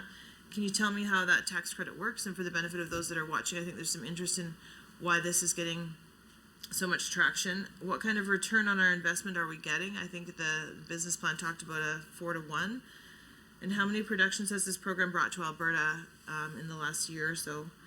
Finally, how did you decide upon the annual investment amounts, and what do you expect those to do on a go forward? And then back to Northern Alberta Development Council, I wanted to talk a little bit about the bursary. One of the things that we see is that, at least I'll say from my perspective, I see, is that we continue to have workforce incentives that are the same as when I was born, and I'm 52, and the workforce is not the same as it was 52 years ago. And so I would love to see some innovation around bursaries and what we do there. Return service agreements, I don't think are enough. I'm thinking particularly in fields like professions like healthcare and education. People are pursuing careers, they want more work-life balance, and so I'd love to see some thought around what we can do with respect to the bursary to make that incentive more appealing to somebody who may not be from the area or may not want to return to the area. Certainly see that the stats confirm that students who are educated in an area tend to stay in that area once they graduate, and I'm the parent of 3 young adult Albertans. All 3 of them are born and raised in Grand Prairie, and at this point it doesn't look like any of them are going to return, sadly. So I'm hoping that will change, but I think that's a very common statistic, that they go, as far as Edmonton, which is only 4.5 hours away, but they don't come back. And my kids have gone much farther than that, which I hope that they stay in Canada at least. Anyway, we know that there are skilled labor shortages in some areas of the province, and they're more exacerbated in the north. And I'm sure that the minister, being from Fort McMurray, can attest to that as a reality in his constituency as well. So the bursary and the program itself seems like a great way to help fill labor needs in the north. And I would argue healthcare is one of the top priorities in Grand Prairie, and I would assume in Fort McMurray as well. So on page 81 of the business plan, under outcome 1, you mentioned that Northern Alberta Development Council bursary, we can see that the amount of the funding from this program is now up to $500,000, and that's great. And we've talked about that a little bit with the members opposite in their questions. I would like to just review for those watching, Minister, who is eligible for the Northern Alberta Development Council bursary? Where does someone need to be living in the province to qualify for these bursaries? And again, if memory serves, I think it's about 62% of the land mass, but I just wanted to confirm that. And which school accepts this bursary, or how does that work? And how many students qualified for this bursary last year? And you may have answered that in the last round, so I apologize if I missed that. And do you have the breakdown of which fields they studied in and how much did they receive? The other point I guess I wanted to make about the bursary is maybe targeting it to where we're diversifying the economy. So if there's a sector that we know we're going to be short in, and so nursing comes to mind, are we going to be targeting the bursary to professions that we know are going to be in shorter supply? And I think of the trajectory of the aging demographic in our province with continuing care, and the bubble of people that will be going into continuing care in theory. Are we looking at ways that we can target the bursary now so that we're staffed for that in the future? The other thing I just wanted to note, and I hope I heard you correctly through the chair to the minister, I heard you say that there was 70,000 months of return service already completed under the bursary, which I think is shocking. If I did my math right, that's over 5,833 years of work, so that's pretty remarkable for the people of the North, and I hope that we continue that trend and have strong professions coming into the area. The other thing again, I can appreciate your ministry is complex and extremely important, particularly to the people of the North, but many of your deliverables, including economic corridors, are in collaboration with other ministers. And so I really appreciate that, because I think that one of the frustrations as a decidedly private sector person coming into government for the last 4 years is the way that we silo off in government. It just is a thing that happens. And so I love to see right in your business plan that you're working collaboratively with multiple ministries to accomplish larger goals than one ministry could on their own. I really think that that's a challenging bit of work, but I appreciate the work that you're doing on that. And I lost my train of thought. We're talking about corridors. Oh, advanced education. I didn't hear a lot of talk about that, but I wonder, Minister, if you have time to comment on the way that you collaborate with advanced education in terms of workforce development. And so I'm thinking about, again, dreams of having a med school in the North. And you're smiling, so that's good. I really hope that we can get to that point where we are training the professions that we need in the areas that we need them, so they don't have to leave home to get their training. And I see some success with Athabasca University and some of the other either remote deliverables or scaling up opportunities. I think that's really important. I just wanted to make a couple of comments, and I have 35 seconds left. I see under performance metrics to be a trending up on the employment rate, so that's, to me, that's a really encouraging sign. And just wanted to comment on my appreciation to the minister again for all the hard work to make sure that our economy is firing on all cylinders. It's incredible to see. And my last comment / question is under outcome 4.3. It says improved concierge services, and you touched on this in your last answer. I would really be curious to hear what those concierge services to navigate approvals and attract investment look like. And that's my time. Thank you, member. I would like to now turn it over to the minister. Go ahead. Thank you, Madam Chair, and thank you, MLA Allard. I watched you from afar while I was not a politician. I thought you did a very good job as a minister. And great job as an MLA. So first of all, I think your questions were in relation to how we can get Northern Alberta firing on all cylinders and get more up there and keep more there as far as people goes. I think that's something, and that's near and dear to my heart. Your second question was in relation to the film and tax credit, and I think the third question was back to the Northern Alberta Development Council, which I didn't know you were chair. Congratulations on that. That makes a lot of sense to me now. The bursary program and how we do it, how the eligibility happens, and different information in relation to that. And not to summarize all your questions, but I think the last one, number 4, was about advanced ed, and the concierge service was number 5. So I'll try to deal with all of those as well as I can. First of all, the government of Alberta is taking action to support economic growth and prosperity across Alberta by recognizing that communities have a unique and diverse challenge which requires targeted and tailored solutions. One size does not fit all. And I think, previous governments have sometimes thought that everything is the same and should be the same across the province, but it's just not. Our communities are different. And the department recently launched the Northern and Regional Economic Development Program, or NRED, which provides support to communities and organizations implementing projects that support local economic development, diversification, and job creation. And I think that's something very important for the North to keep in mind. The long-term success of Alberta is contingent on that. NRED provides grants to municipalities, Indigenous communities, and nonprofit organizations for projects that promote regional economic development and diversification right across the province. Applications are accepted through 2 funding streams: the Northern Development and Indigenous stream, which is open to projects based in Northern Alberta and or Indigenous-led applications, and the Regional Development stream, which is open to projects based outside of Northern Alberta and led by eligible non-Indigenous applicants. Applications to the program are currently under evaluation, and successful projects are expected to be announced in the coming weeks.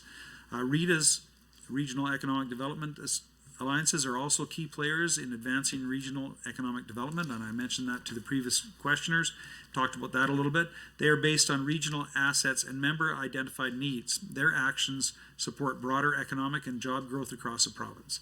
The government is actually increasing funding to these valuable organizations for the next fiscal year to $125,000 each, which will give them some stability, some ability to continue their important work. In addition, the department's regional economic development specialists, REDS, provide advice and expertise to municipal and regional stakeholders across the province. As they are stationed in the regions they support, the REDS team have insights and access to local issues and opportunities and work with local stakeholders, having direct access to key partners and local decision makers, allowing them to gather experience and perspectives to help inform government policy and strategy so that one size does not fit all applications. The REDS team also has an important role to connect stakeholders with like-minded interests. This helps facilitate collaboration for initiatives such as investment readiness, Main Street rejuvenation, which I think is very important, development of local supply chains, which is an up-and-comer in our future, and business retention and expansion.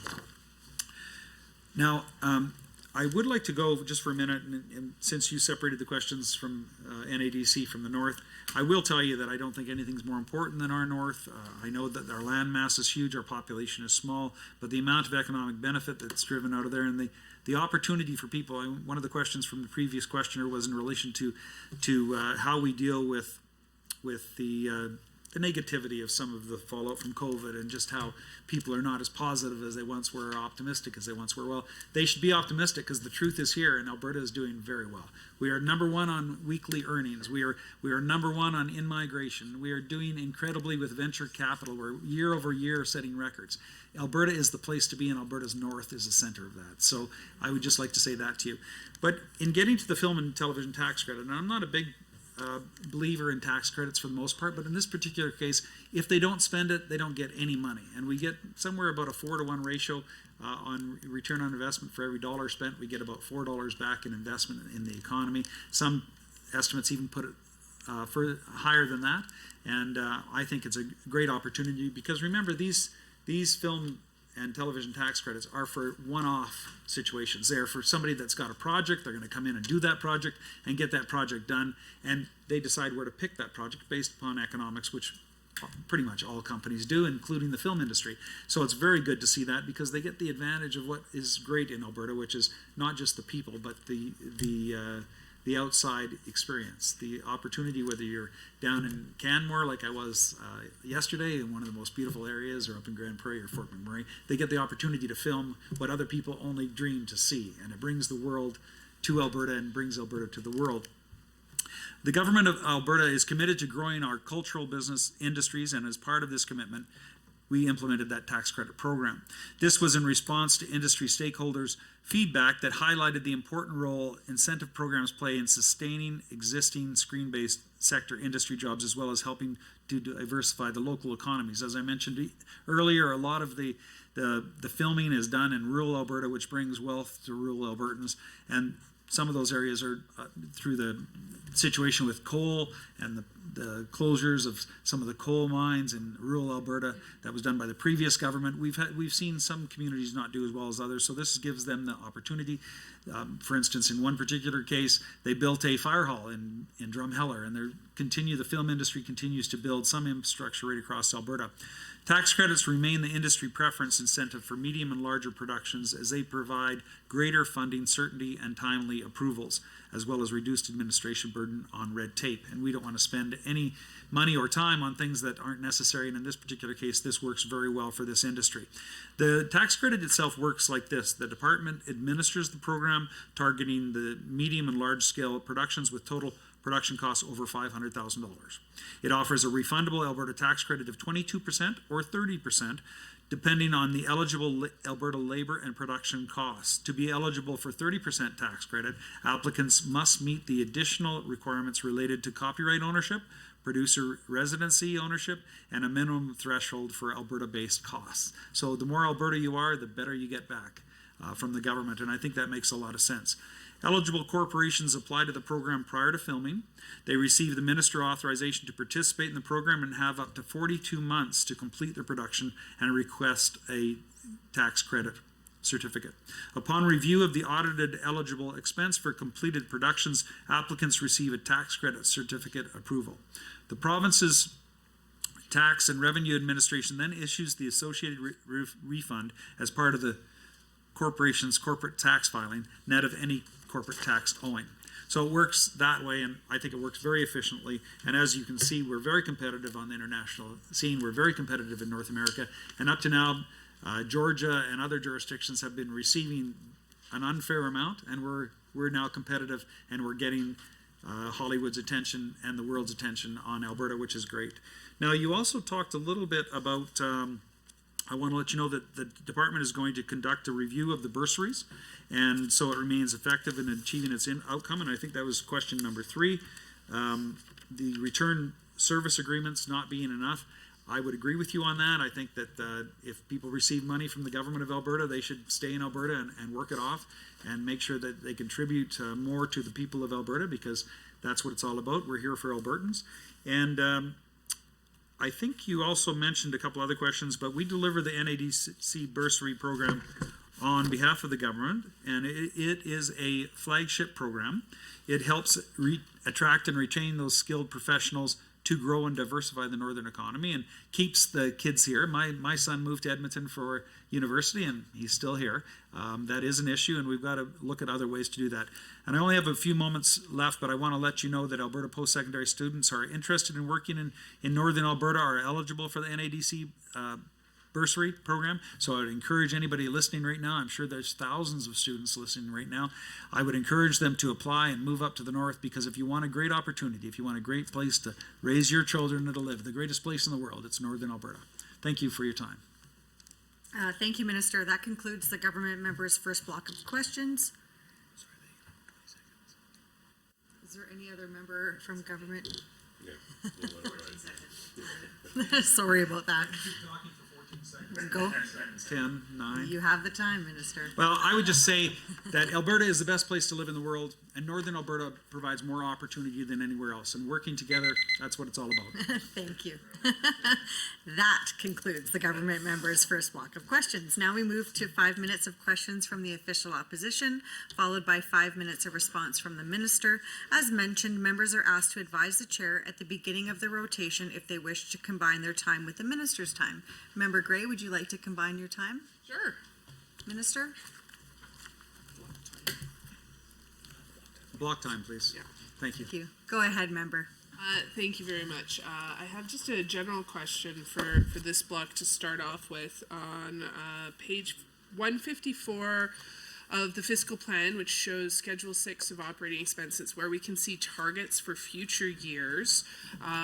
It appears the ministry is anticipating a targeted decrease of 19 million in 2024 and then 13 million decrease beyond that for 2025. And I hoped the minister might just be able to explain what they're anticipating. Is that a change in flow-through funding, government funding? Like, why are we anticipating less money being spent in the ministry in the future? And then I'd like to focus the remainder of my time in this block specifically on outcome 3, talking about Alberta has a skilled and resilient labor force, because there's a number of different training initiatives that you are responsible for, and it's such a critical part of the work that the ministry is doing to make sure that Albertans are able to get good jobs, that those who are not attached to the labor market are able to be reattached quickly, and the ministry works as kind of the lead partner for a lot of the labor market development agreement and workforce development agreement funding that comes through from the federal government. And so I just want to make sure I'm understanding where things are and ask the minister for an update on what kind of results he's seen from some of these training programs. because the partnership is now with some of the rejigged ministries that exist. But the minister's already mentioned the Alberta Jobs Now program, and I hoped that he might be able to tell us the latest information as far as number of employers, number of employees who have benefited from that, and if he is seeing any particular trends when it comes to the Alberta Jobs Now, the types of applicants that they are getting. That would be helpful context. The Canada-Alberta Job Grant is another piece that has existed for many, many years. And the interesting thing about the Canada-Alberta Job Grant is that it's often, it's primarily upskilling currently employed Albertans, and there is value in that. But we have in the past tried to encourage more employers to hire new employees by providing a larger percentage, like a larger grant for the training dollars when someone's hiring unemployed. In previous estimates, my understanding is the uptake on that is low, and I'm just checking in to see if you have how many employees using the Canada-Alberta Job Grant were unemployed and are starting a new job. Is the ministry providing any focus to try and target that and to use this federal funding in that way versus, again, there is value, but having existing employees take project management training or other types of things, which has been what it's typically used for most in the past. Now, within Training for Work, there's a number of different programs, and I believe they have all remained within your ministry, but this is where your help to make sure I understand where things might have split off to, because Training for Work was made up of a number of different things, including workplace training, immigrant bridging, which may have moved over to a different ministry, self-employment, and then transition to employment services and integrated training are all incredibly important now. And the opening remarks, the minister talked about the aviation skills and grant program, and I believe I heard you say that it was starting soon, but the $5 million per year for the aviation skills grant program hasn't quite yet begun, but it is starting soon. Would you be able to narrow down how is this likely to happen before the election starts, or is this later in the calendar year, do we think? Because that's a really exciting grant program, and I'm curious how close to completion that particular one is. And then I also wanted to ask about the Indigenous Training Partnership. This used to be First Nations Training to Employment and Aboriginal Training to Employment. And I would note that a May 2022 Auditor General report mentioned on fiscal plan page 174 really recommended that the department do a better job of measuring results, and I hoped that the minister might be able to report back to us on what work the department has been doing to respond to that Auditor General's report and to measure the effectiveness of what used to be FNTE and ATE, but I believe is now the Indigenous Training Partnership. Thank you. Thank you, member. Minister, go ahead. Thank you. 5 minutes of question. It felt like 15. I'm a little hot on the seat right now, but thank you very much, and I appreciate your questions. If I can just reiterate, I think the first question you had was why the budget decrease, and maybe you can propose something in the legislature to give me an increase, but we'll talk about that a little bit. I'll pass that over to the department to talk about that, and maybe the NDP want to come forward with more money for our department because we do such great work, and you know, I don't know if I'd be able to support that, but I'd sure try. The second question, I think, was about federal funding, some of the training programs, and you talked a little bit about de Havilland and WestJet and the Canada-Alberta grant. And of course, you know, federal funding, when it comes, it usually comes with strings attached, and we have to negotiate with the federal government on what those strings are and how we can apply those in Alberta. And Alberta Jobs Now, I think, was the third question. You talked a little bit about new employees and how that program worked to encourage people to hire new employees that were unemployed and how to get them into the job. And of course, that was a very successful part of the program. You also talked about underemployed and how to get them new jobs or better jobs. And I think the fourth question was about the aviations grant and what we're doing in that with de Havilland and WestJet and the training programs. And you're right, it is a very exciting time. It's a great program and a great opportunity for Alberta.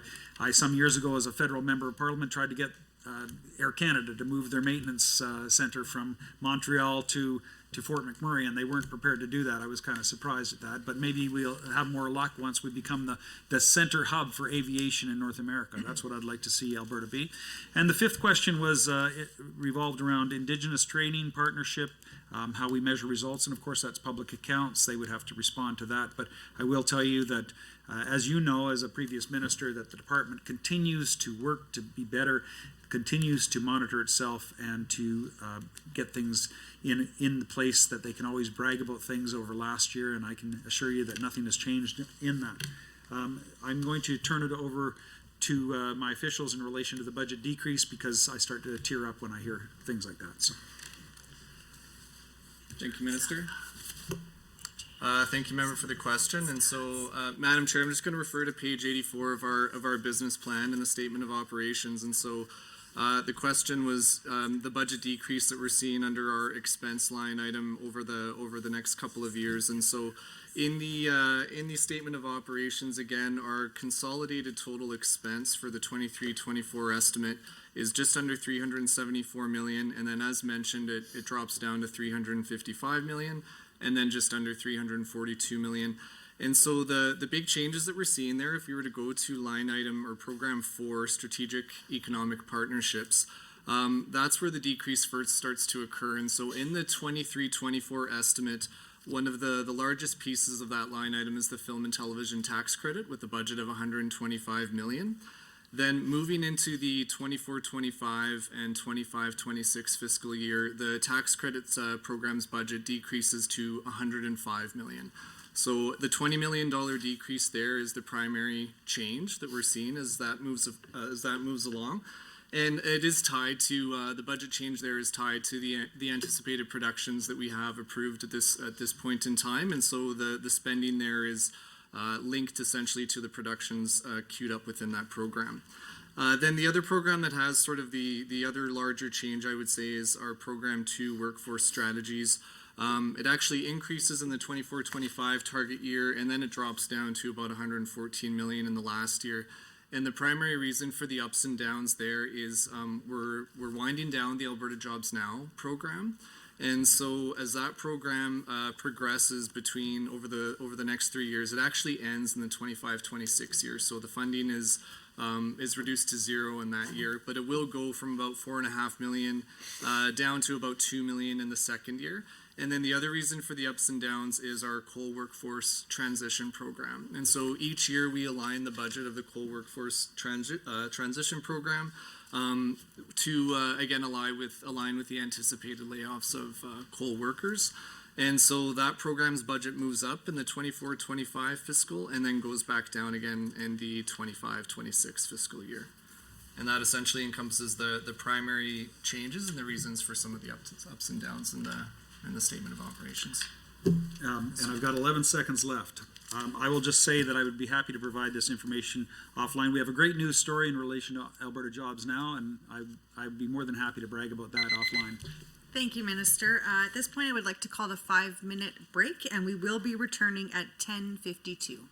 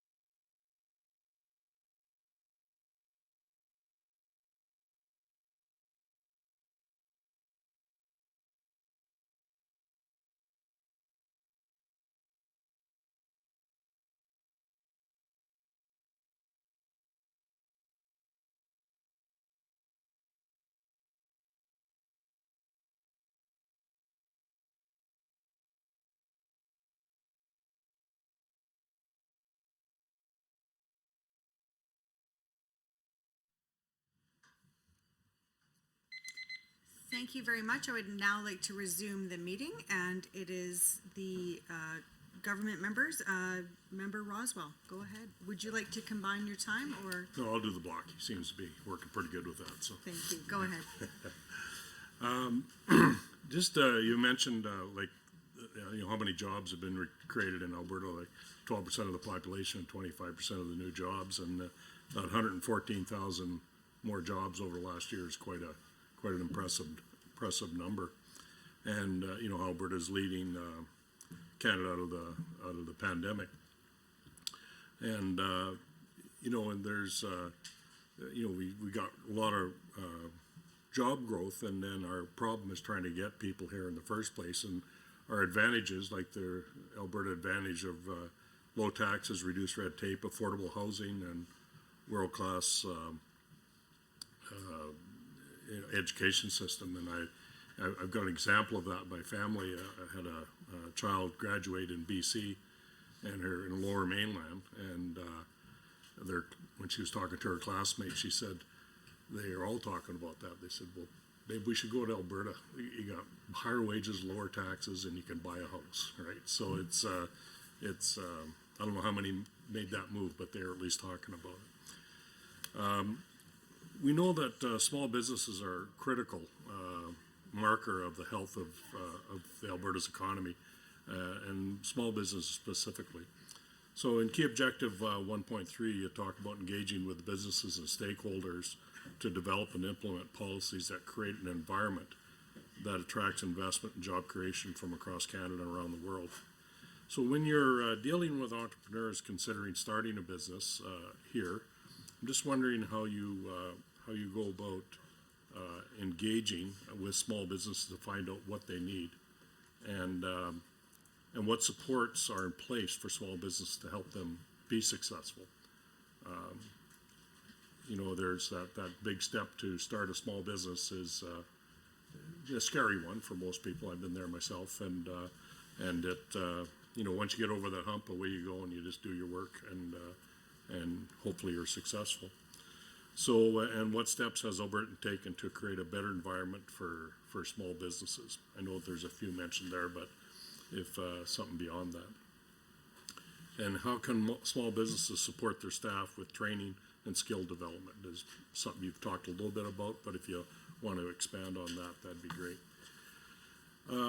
The next question is relative to, we've had so much good news about new industry coming in and building, like between the hydrogen things that are happening. You've mentioned the aircraft industry, and there's been so much good stuff happening, and I'm happy for all that.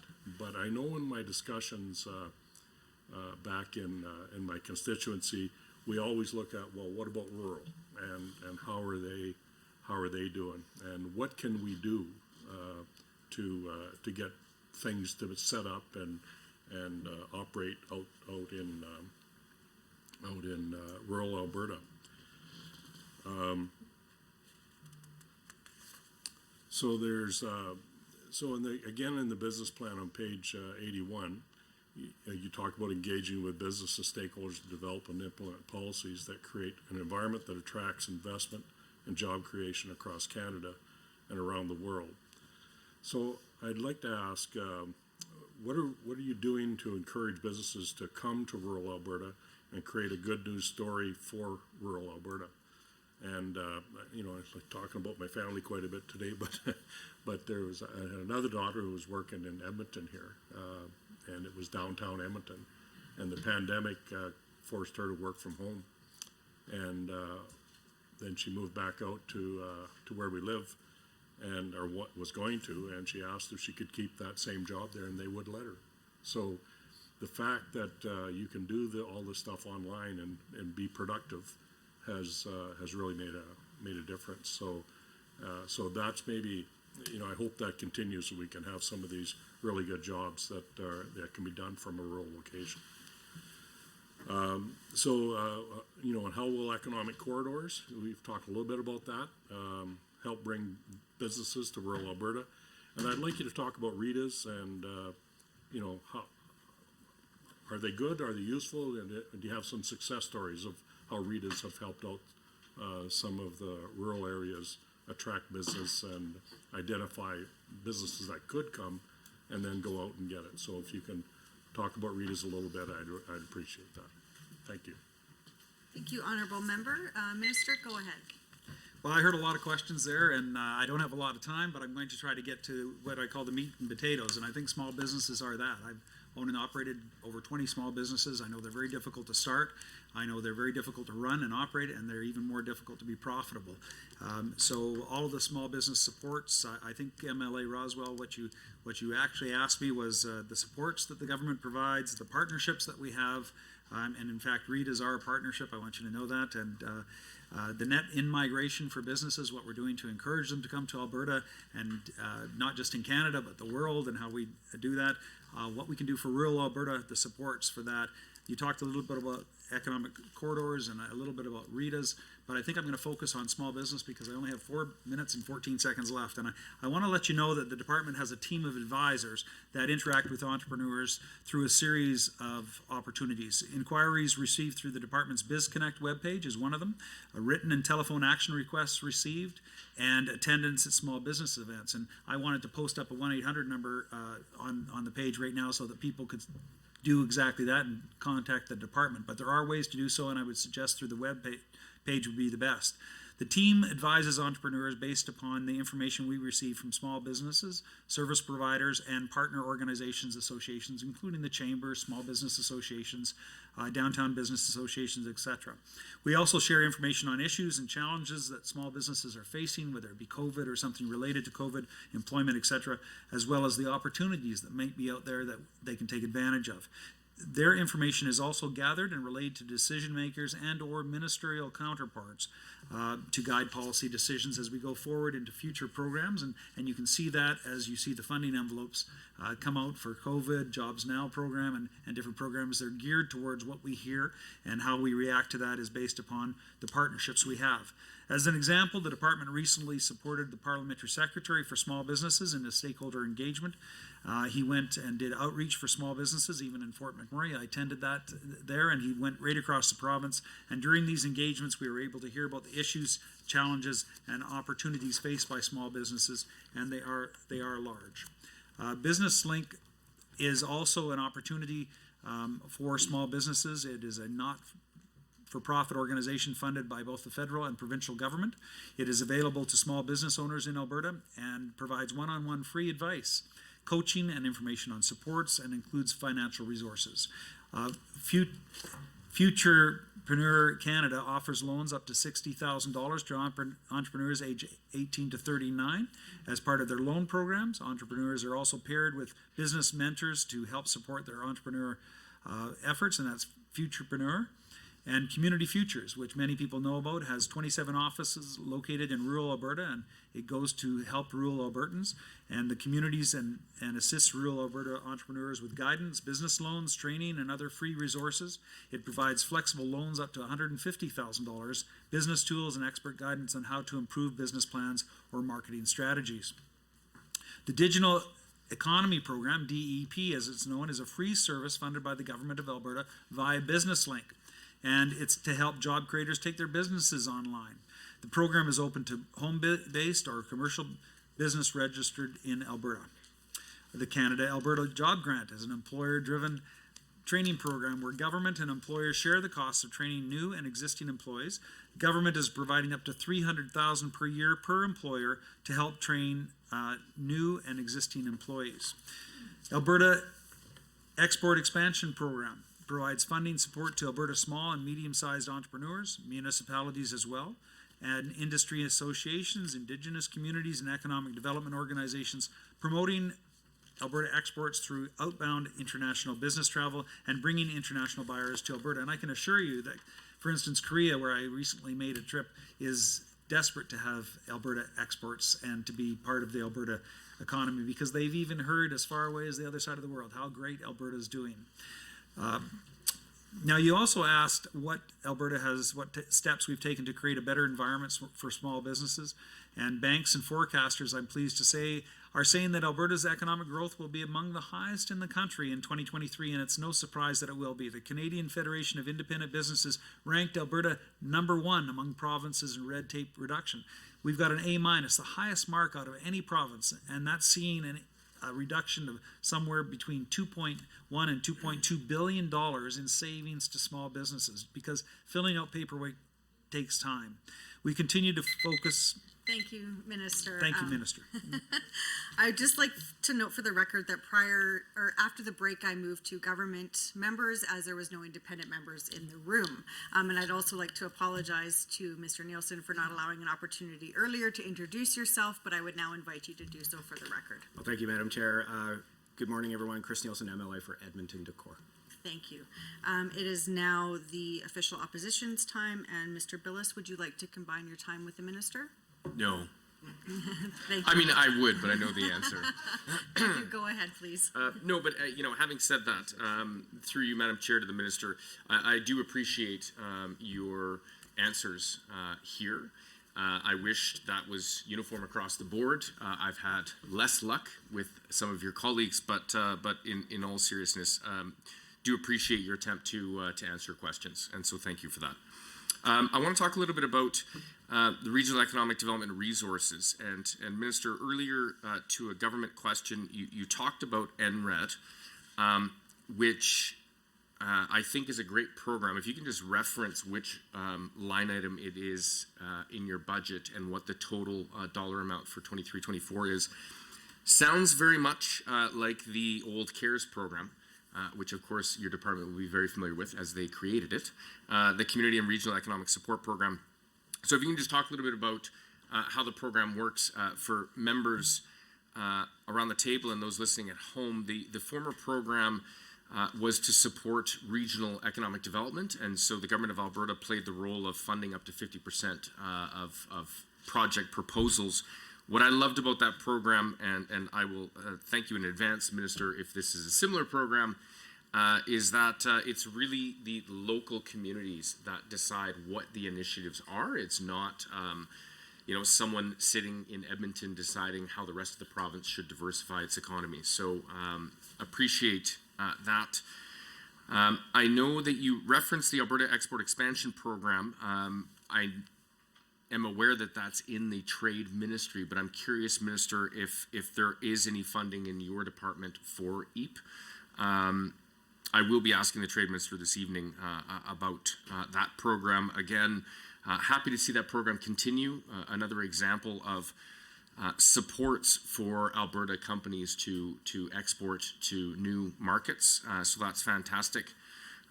I am curious, Minister, and I know you recently returned from a trade mission to Korea. I'm curious to know if you can talk a little bit about did your department engage with Alberta's trade office in Korea to help you design that program? And I'd honestly be remiss if I didn't express my disappointment in the former JEI ministry getting compartmentalized into 5 different departments. And I appreciate, and I've said this to your colleague, Minister Glubish, that it's elevated technology and innovation. It's given you, Minister, an opportunity to elevate Northern Development, which I appreciate. However, having department staff scattered between 5 ministries, we now have trade offices reporting to Executive Council, not the Minister of Trade, which I think is a shame, because there will be either overlap or duplication, or just missed opportunities. And so we have incredible civil servants that are now plucked out of what used to be a single touch point for business to government, which I appreciate you referenced earlier. But I'm curious how, Minister, you're working with, and I appreciate your relationship with Minister Sani, but how are the departments working together? So again, we have a Ministry of Trade, we have the trade offices that report to Executive Council, and then we have your ministry. So what used to be in one house is now in 3. And so how do we ensure that there isn't a duplication? What level of supports did Alberta's trade offices give you and Minister Sani when you went to Korea? Formerly, our trade office has played an integral role in planning trade missions, and I hope that we're not losing that by having it scattered. I'm curious to know, Minister, jumping back to the Regional Economic Development Specialists, how are they working with the existing REDAs, the Regional Economic Development Agencies, in addition to how are they working with Alberta Innovates? So Innovates has boots on the ground throughout the province to support entrepreneurs. And then let's layer on as well the regional innovation networks. And so I'm just curious, these specialists, where they're housed. Again, you know, I'm a fan of ensuring that entrepreneurs have access to supports, but the Reds are now in the Northern Alberta new budget. Are they costed, if you can point to the line item, as well as the dollar amount? And then if you can talk a little bit about how Thank you, they'll be member. evaluated. Honorable Minister, please go ahead.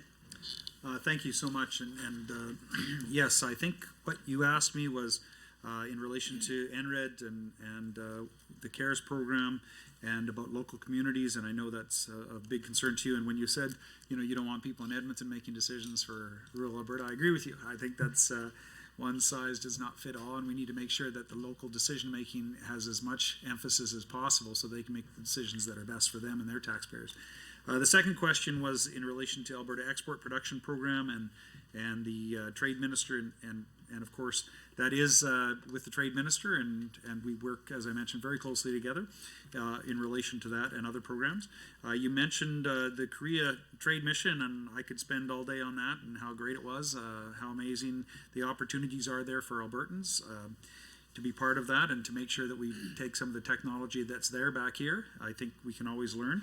And I think the final one was in relation to REDS, REDAs, and Alberta Innovates, and I think that was it. As far as the questions goes, I will try to deal with that as much as I can, and I do appreciate your comment in relation to the questions and answers. I do think this is a great opportunity to have a conversation about what we are doing as a government and what we can do in the future, and part of that was. You know, in NRED, the CARES program, we did listen to stakeholder feedback on that CARES program, and that's why we came up with a new program that's similar, of course, but based on stakeholder feedback, we believe we've improved the program and we're reacting more to what they're asking for. As you know, the Northern and Regional Economic Development, the NRED program, gives Alberta municipalities, the Indigenous communities and nonprofit organizations the opportunity to receive funding for projects that promote regional economic growth and diversification. To build Alberta's economic momentum, Alberta's government has committed up to $3 million for the NRED program, and I think that was in relation to question number one you had. That's to help deliver business support labor force attraction and retention, enhance Alberta's tourism, and build capacity for economic growth. And I recognize, you know, you said one ministry has become five, but the truth is we have one government, one set of taxpayers, and it's, you know, depending on how the Premier and the government decides to organize it, is based upon what our mandate is. And we went through a huge amount of challenges with COVID, which was unprecedented, and we continue to do whatever we can to listen and to react accordingly. And of course, NRED is in line 4.1 of the estimates. Examples of some of the eligible projects, including revitalizing central business districts, which is near and dear to my heart as the former Downtown Business Association president in Fort McMurray and the Business Revitalization Chair for some years in Fort McMurray, as well as on the Chamber Board. I know how important the cores are to downtowns. And we also, though, need to make sure that we create opportunities for the interaction between government and businesses, and we are doing that through a number of different ways. We're also creating wayfinding signage to direct shoppers or tourists, developing strategies to address local labor force gaps and improve internet connectivity in commercial areas, which is something that we hear all the time. Projects based in Alberta's north and led by Indigenous communities, including First Nations and Métis settlements, They had a dedicated application stream to support their unique economic priorities, and I'm pleased to see that in northeastern Alberta, we have amazing examples of Indigenous communities and Indigenous entrepreneurs that are tremendously successful, and we need to support them in doing so as partners, and we are doing that. We look forward to announcing the successful projects in the coming weeks, and these grants are part of a renewed Alberta Advantage to make sure that all comers of the province can attract job-creating investments that support economic opportunities for all Albertans going forward. Thank you. And just to give you a little background on the Regional Economic Development Specialists, the REDS, they provide advice and expertise to municipal and regional stakeholders across the province as they are stationed in the regions that they support. The REDS team has insights and access to local issues and opportunities, and we're trying to encourage that. I've actually been talking to my staff and how we can do that. But having direct access to key partners and local decision makers allows them to gather the experience and the expertise and the perspectives to help inform government policy and strategy. So we listen and we act based upon what we hear. The REDS team also has an important role to connect stakeholders with like-minded interests. This helps facilitate collaboration for initiatives such as investment readiness, Main Street rejuvenation, Thank you, and other Minister. things. As there's no independent members present, I would now like to turn to government members for their questions. Member Rosen, are you wanting to go back and forth? I will stick to block time as well. I think it's working well for the committee. Thank you. Go ahead. Thank you, Chair. And thank you, Minister. I certainly appreciate all of the work that your department and your ministry is doing and your willingness to give such detailed answers to questions this morning. Recognizing that we only have a 5-minute block, I will try to go through these quite quickly. So one of my first questions is regarding labor shortages. As I know you're aware, because you were just in Canmore yesterday, to talk about the Alberta's Calling campaign and the labor shortages facing the tourism and hospitality sectors. Specifically, it's deep and it's systemic. I think right now we're operating around a 20% labor shortage in the industry still. We have coffee shops, closing early, hotels shutting down wings. It's been a real problem that's faced the industry for years. Certainly pre-pandemic, it's been quite a systemic problem we faced. So I specifically want to touch on the Alberta at Work program, which is on page 92 of your fiscal plan. And I know this program is created to hopefully target some of the areas and the sectors in which we have labor shortages in Alberta and find and scale up employees and their skills to meet those demands. So what I am wondering with the Alberta at Work program is if there's any data collection that accompanies the funding for the program, and if so, what information on labor tracking will be tracked, what kind of data you're going to be using for that program. I'm wondering if Albertans and employers will be able to access that data openly. And additionally, I'm wondering what your department intends to do with any data you might collect in the future, if that will be used to amend the program or better target the program, or just generally how that data will be used to fine-tune the program into the future if it continues. Moving on, I would like to also highlight key objective 1.2. Your ministry expresses a priority of attracting investment, not just from Canada, but internationally in foreign investment. So I'm wondering if you can speak to how much domestic and foreign business capital and investment have been made in Alberta the last fiscal year, and perhaps because we are coming up on the end of the government cycle, cumulatively the past 4 years. And I'm wondering if you can also speak to how that compared to previous years. Certainly there's been a lot of policy shifts with regards to taxation and deregulation, targeted sector strategies. So I'm just curious if you can speak to how that growth has changed these 4 years compared to the past and what kind of trends we're seeing. I'm also, on that note, see that your ministry, your business plan, discusses your ministry's economic impact analysis and economic modeling. So I'm just wondering what findings your analysis and modeling has found in recent years and what that modeling is predicting for the future of Alberta's economy. With 2 minutes left, I'll keep going. So in your government's fiscal plan, I see a 35% increase to GDP since 2020. So I'm wondering if you can speak to that growth how it was realized and specifically in what sectors it was realized, if that was that growth was in sectors traditional to Alberta's economy, primarily resource development, or if we're seeing that in any new and emerging sectors that are not historic to our province. And I'm wondering if you could also speak to when the last time Alberta saw growth that high. Certainly 35% is quite significant. And I'm wondering if you can also speak to how that growth compares to other provinces across the country.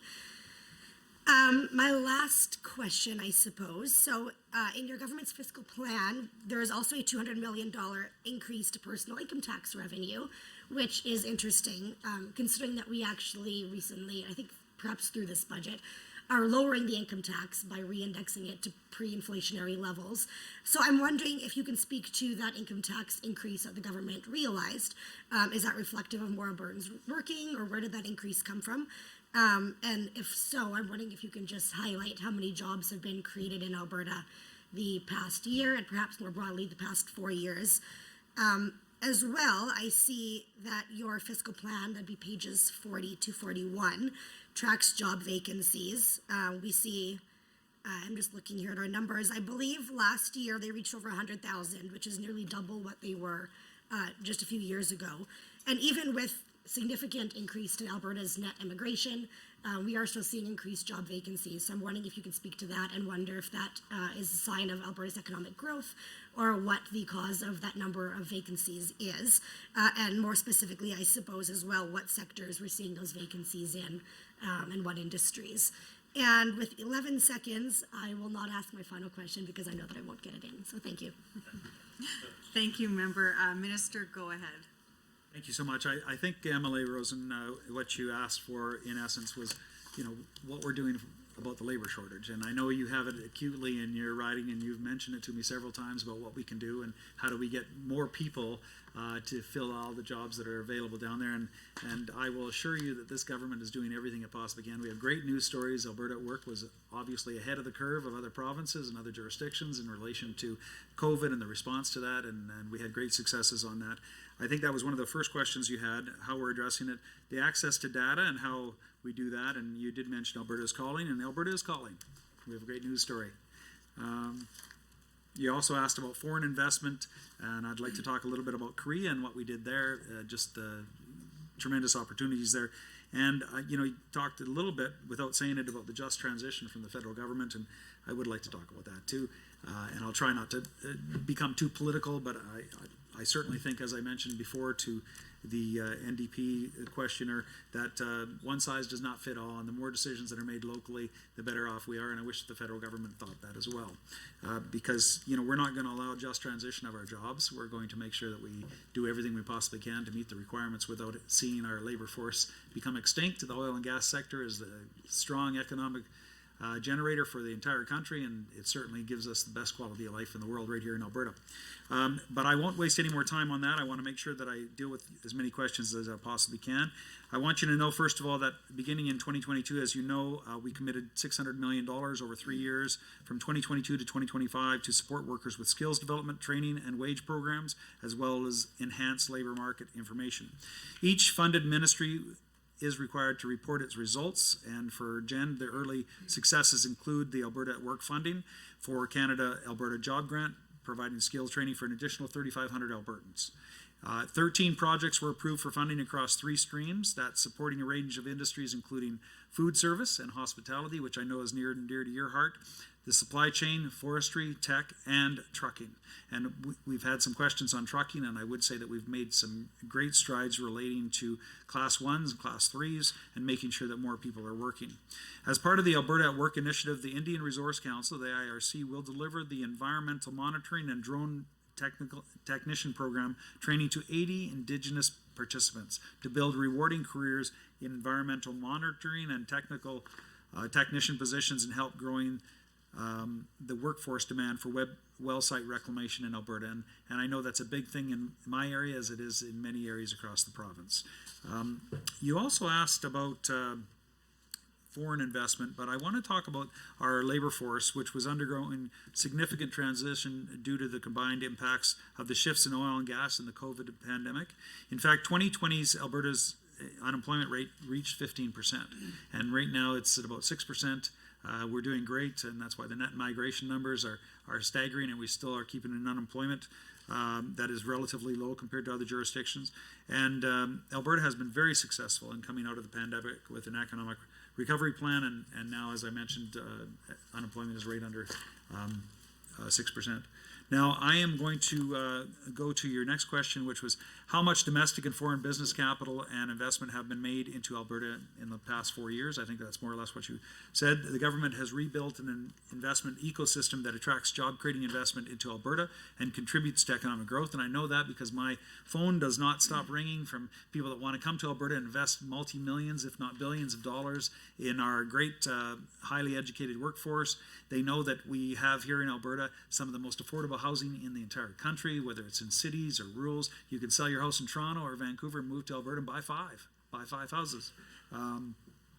It's an amazing opportunity for people right now. And additionally, our government has been very successful in attracting job-creating private investments into the province by using the Investment and Growth Fund.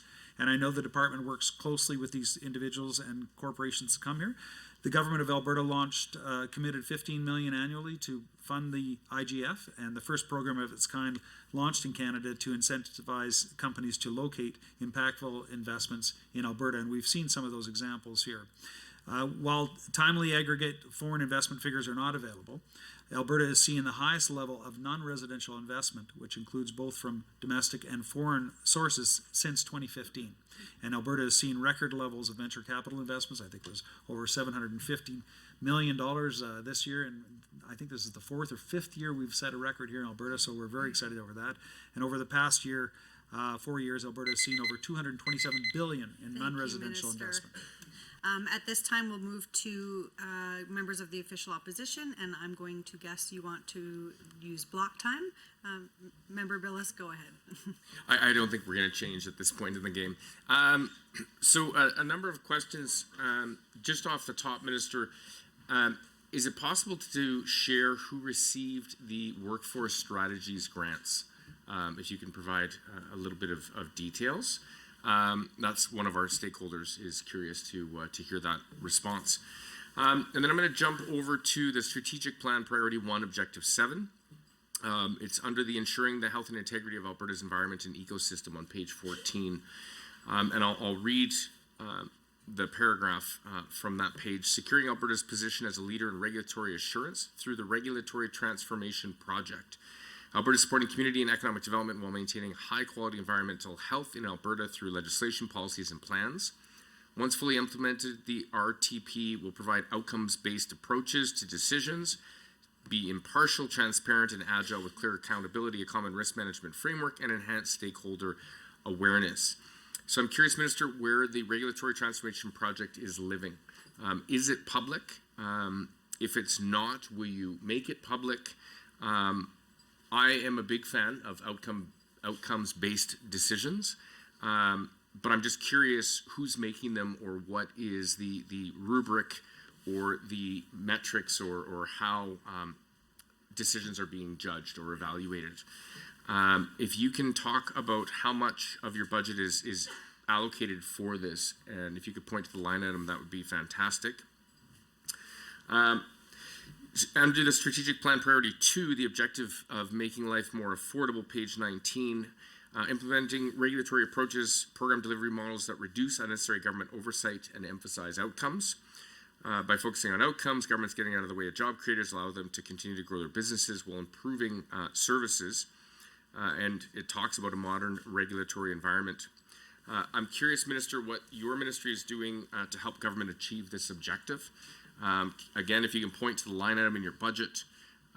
If not, I know that the former ministry before JEND had a role to play when it was economic development and trade and tourism. So curious what outcomes you're focused on, and how is your department helping government to achieve them? We've talked, and my colleague has asked a lot about labor. I'd like to talk a little bit about and appreciate that this is going to be a cross ministry priority, but what is your ministry doing to help address the talent shortage? We're hearing this across sectors, especially in tourism, in agriculture. Also in technology, that there's simply a labor shortage. Now, I appreciate the Alberta's Calling campaign, but if you can highlight some of the other initiatives that you are leading or co-sponsoring with your counterparts, that would be great. Jumping over to tourism, and again, appreciate that there's a separate Ministry of Tourism, but I would imagine that you're also very interested in that file.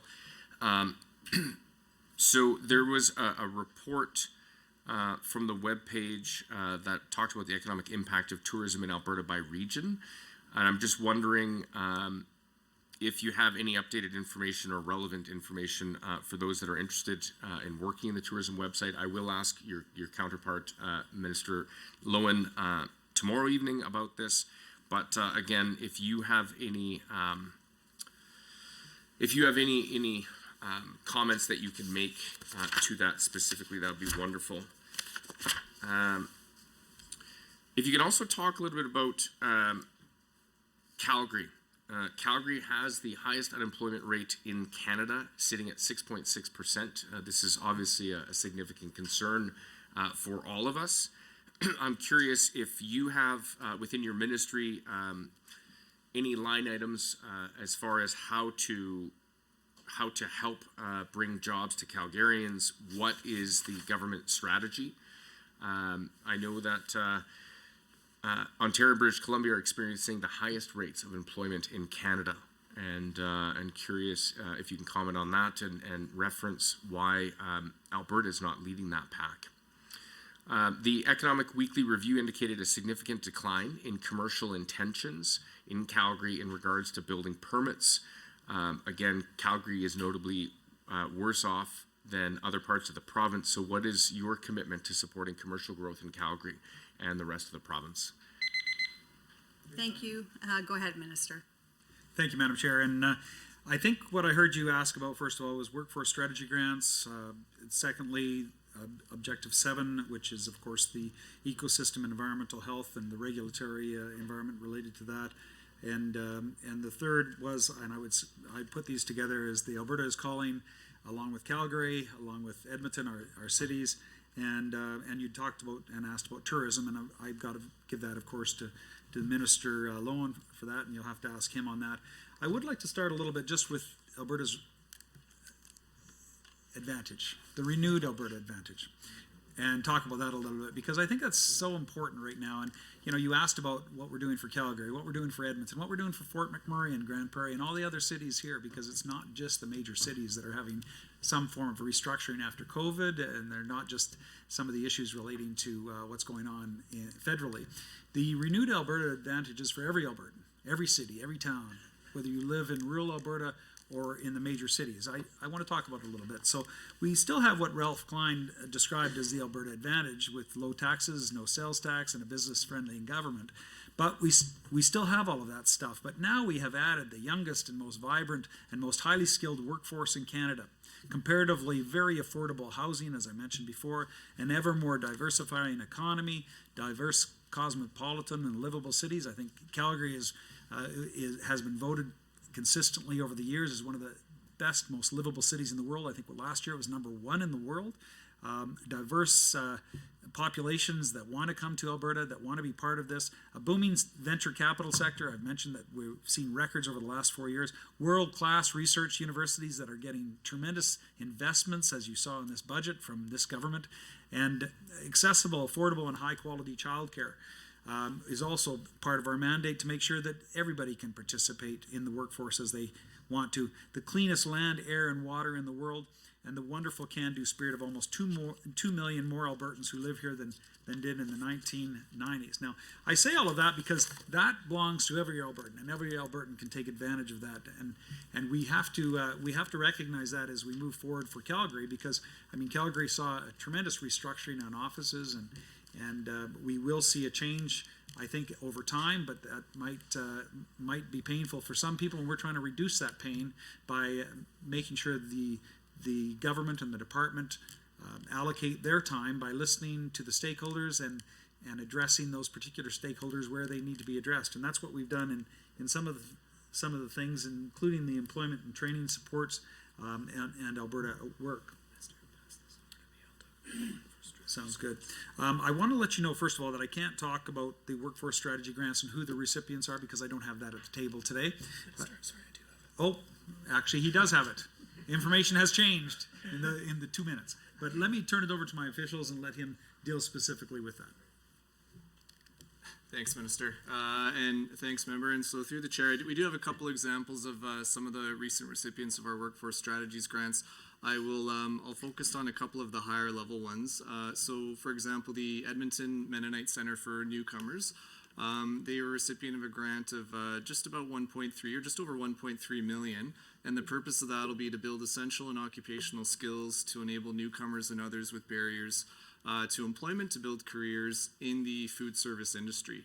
The duration of that project will be about 2 years, and as we typically do, we'll be collecting outcome information and reporting on that. And so one of the key outcomes there is we're looking for 80% of the participants to be employed after training. So that's one of the targets we have for that.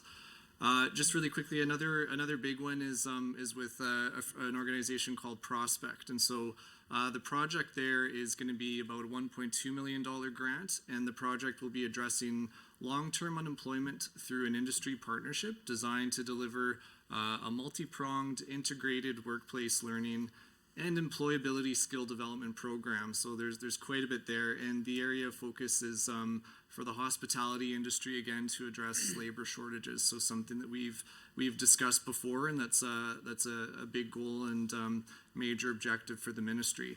So in a similar sense here, some of our key outcomes, again, are that 70 to 80% of the participants will be employed after training. And that aligns with our broader Training for Work program, which has a performance measure in our business plan. And once again, the target there is, again, for 70% of participants after taking those programs that they're either employed or, again, in further training as well. Thank you very much. I would just like to remind officials when speaking, if you could introduce yourself at the time you're speaking. Thank you.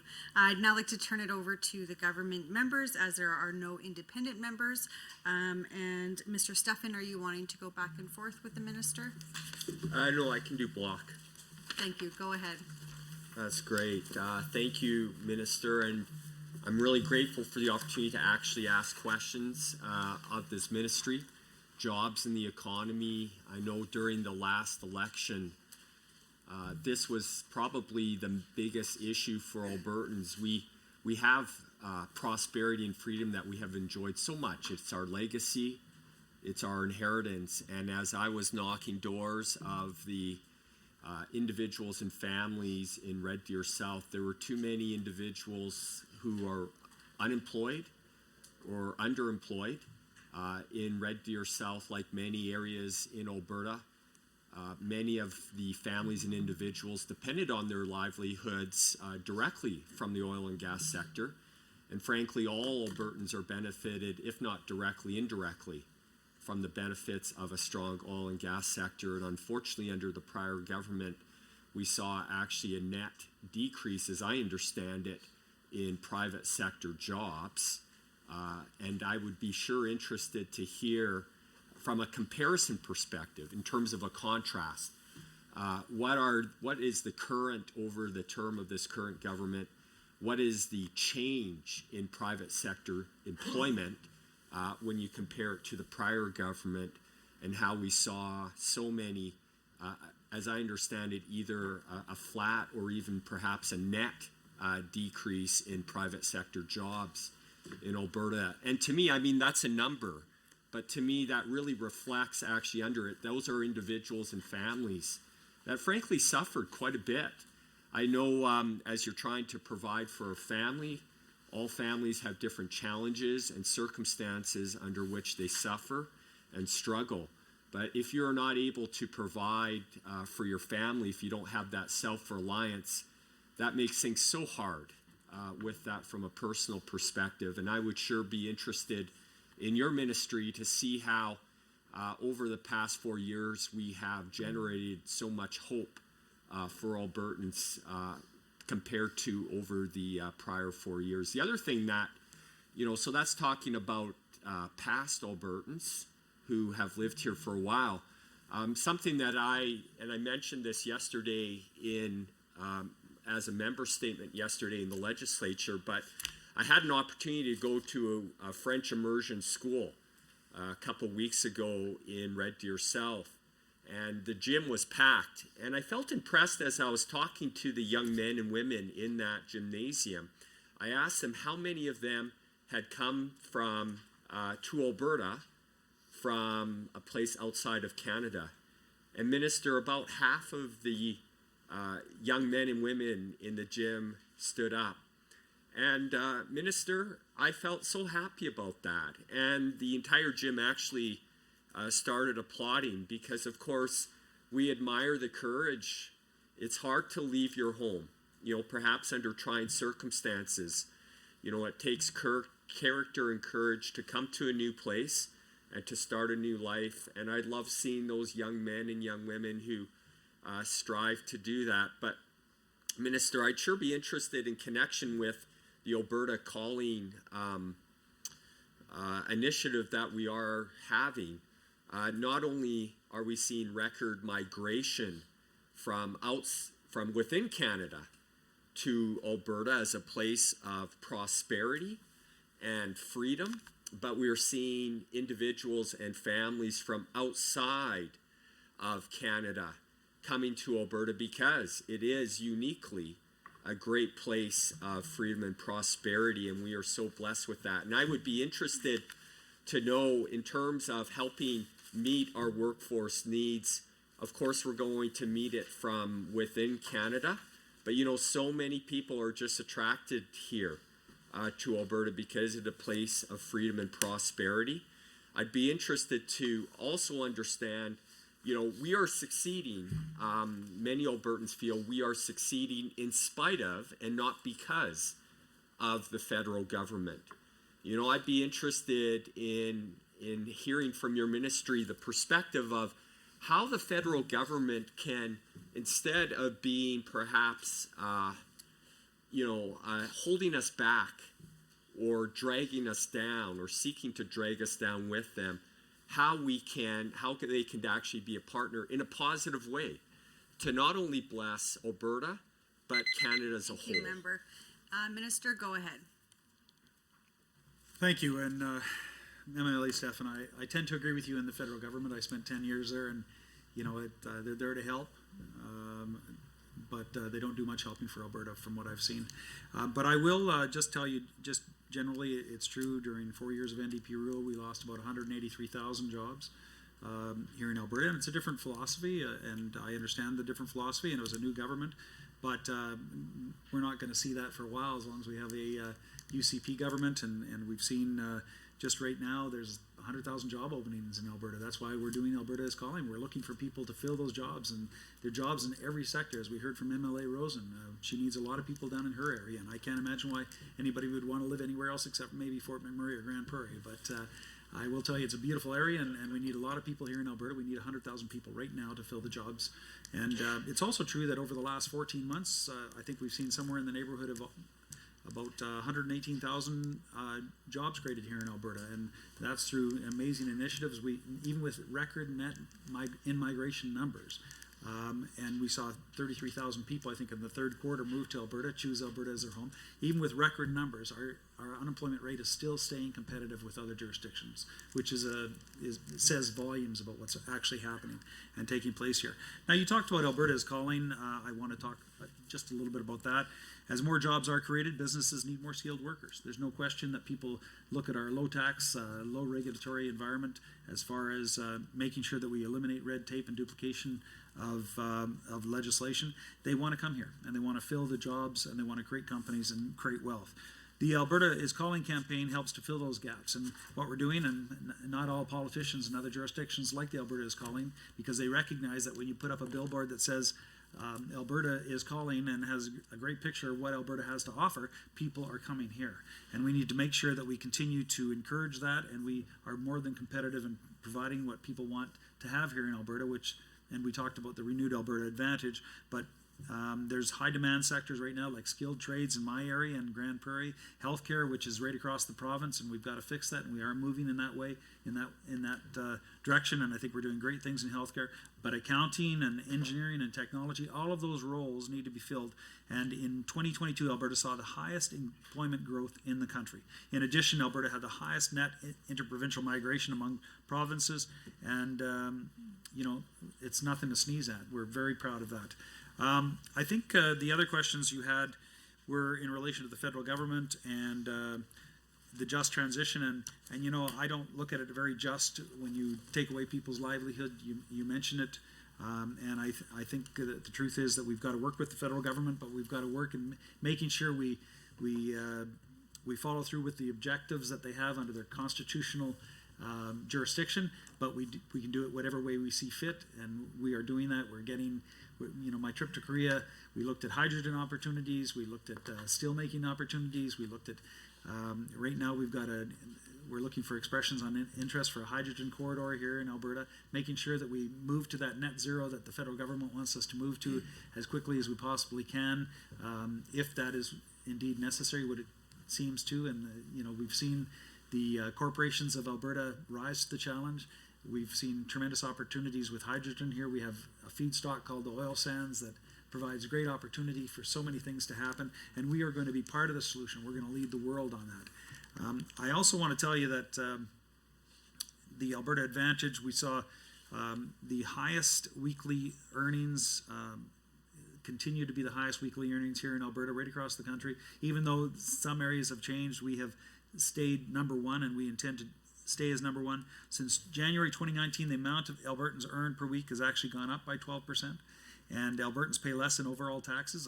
The NDP were talking about $20 billion the other day, and I found it. You know where the $20 billion is? The $20 billion is what Alberta corporations and citizens save every single year because we're the lowest tax jurisdiction in the country.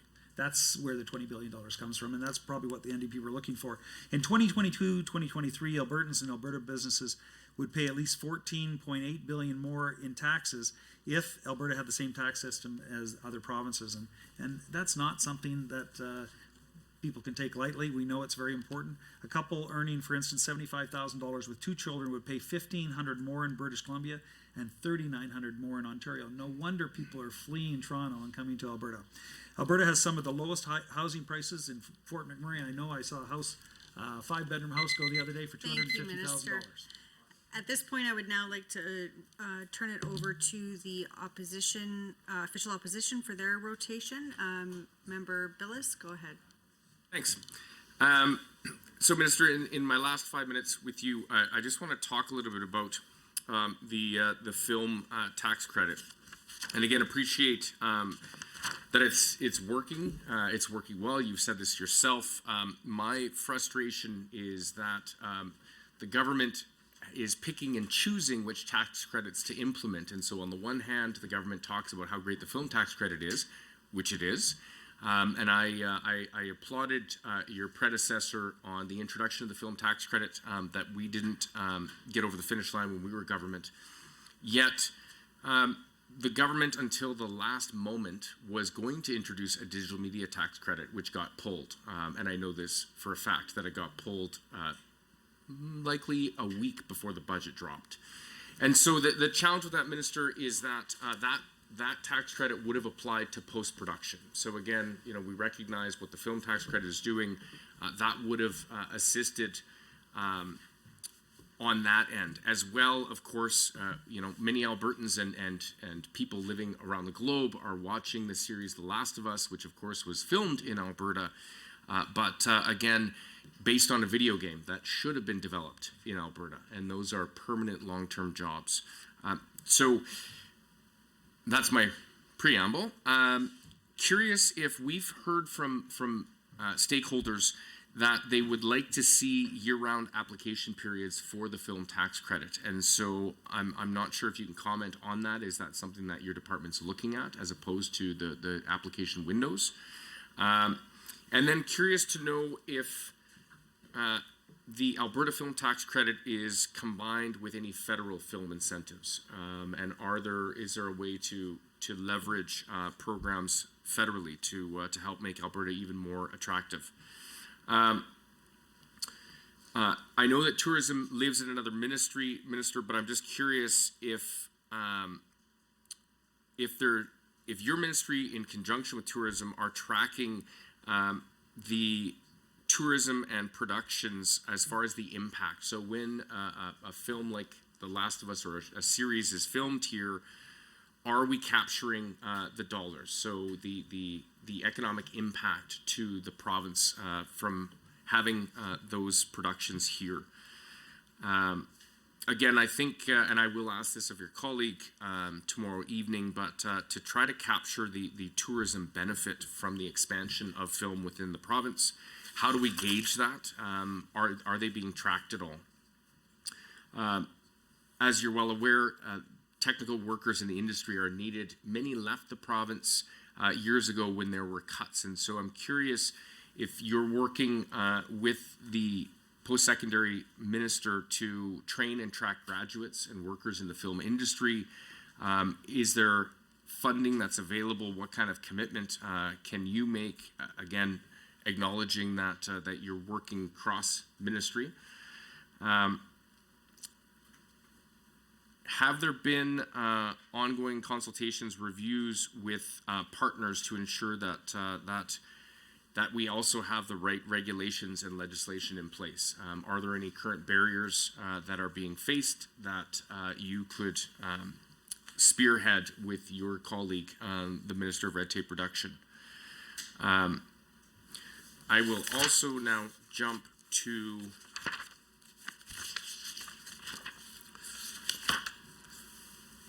questions around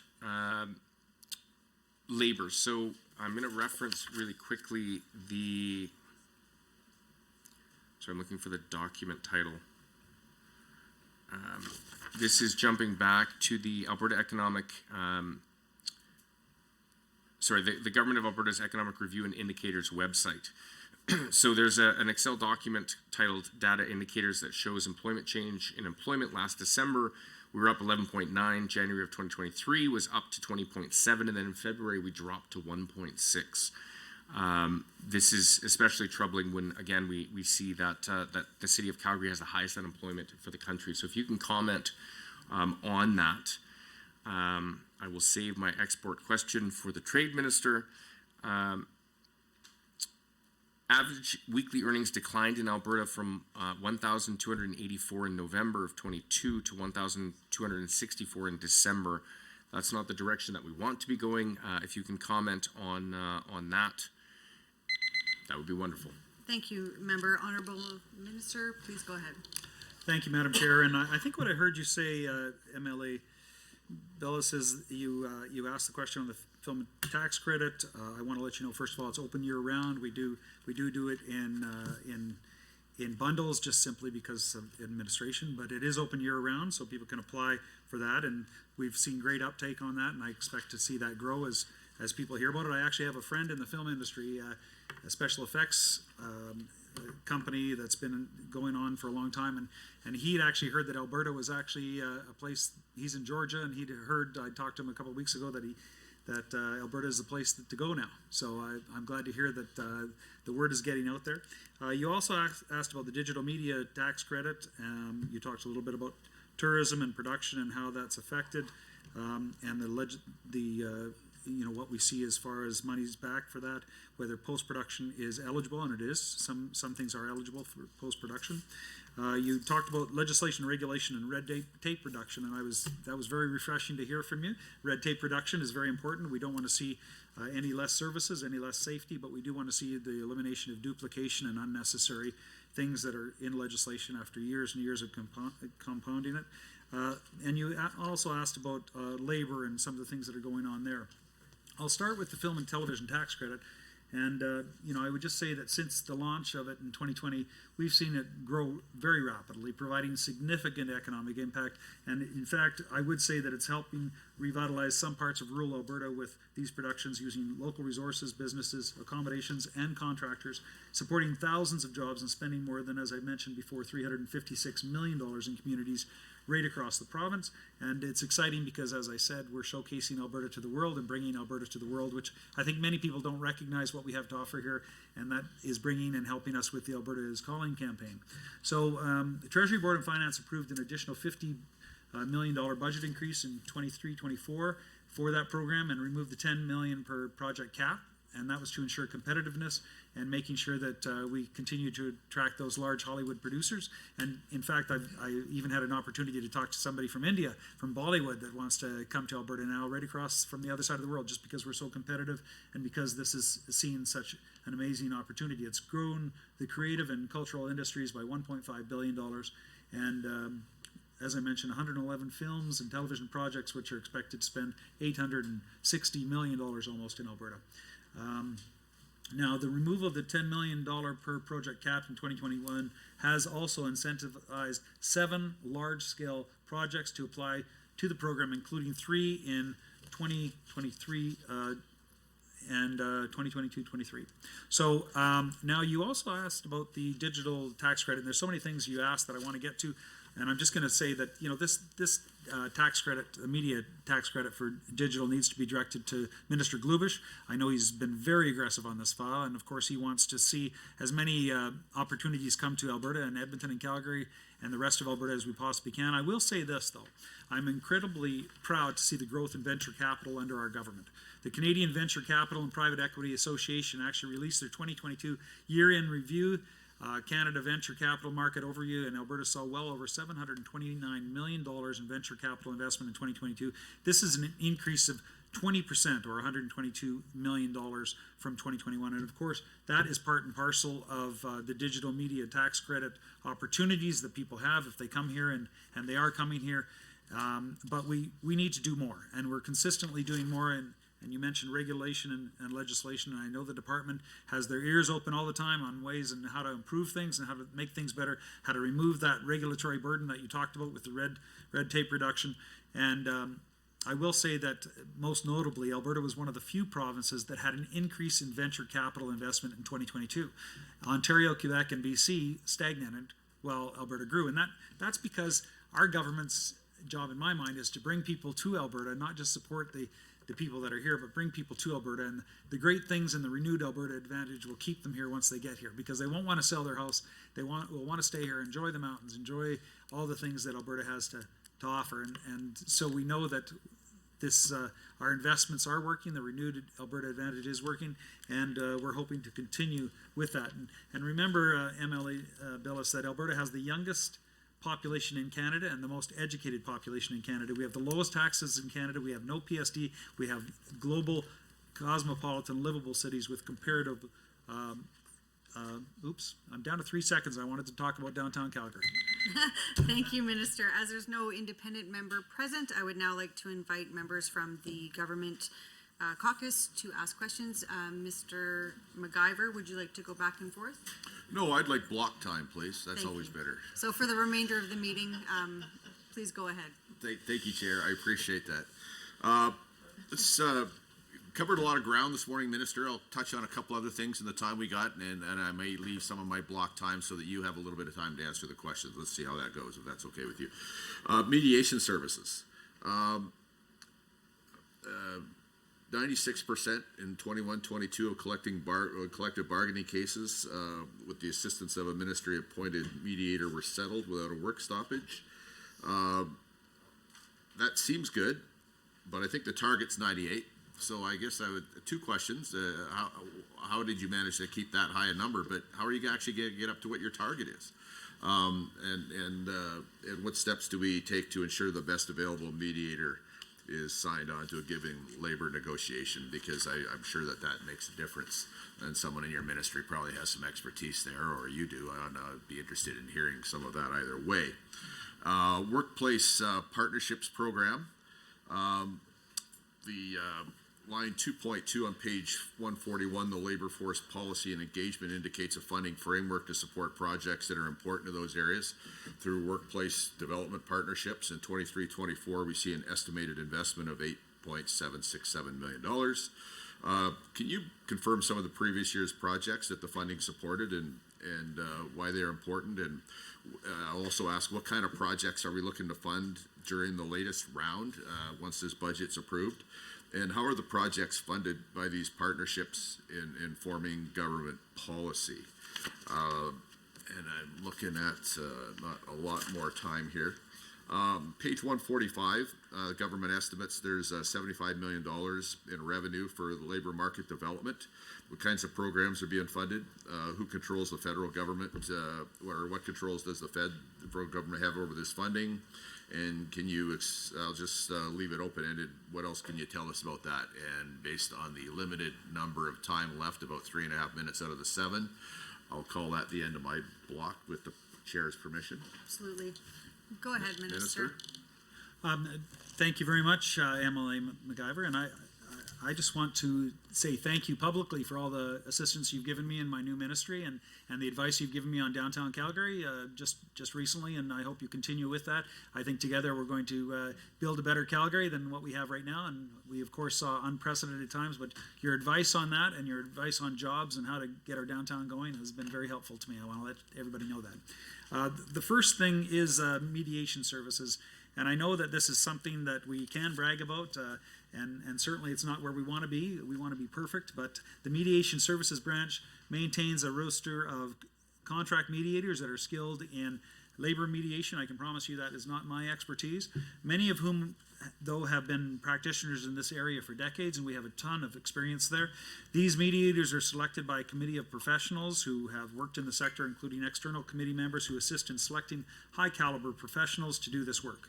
Mediation services staff have also all worked in the areas of labor relations for decades, and I've been very impressed with the resumes I have seen, and are able to support the contract mediators with advice, data, and acting as a sounding board on complex files.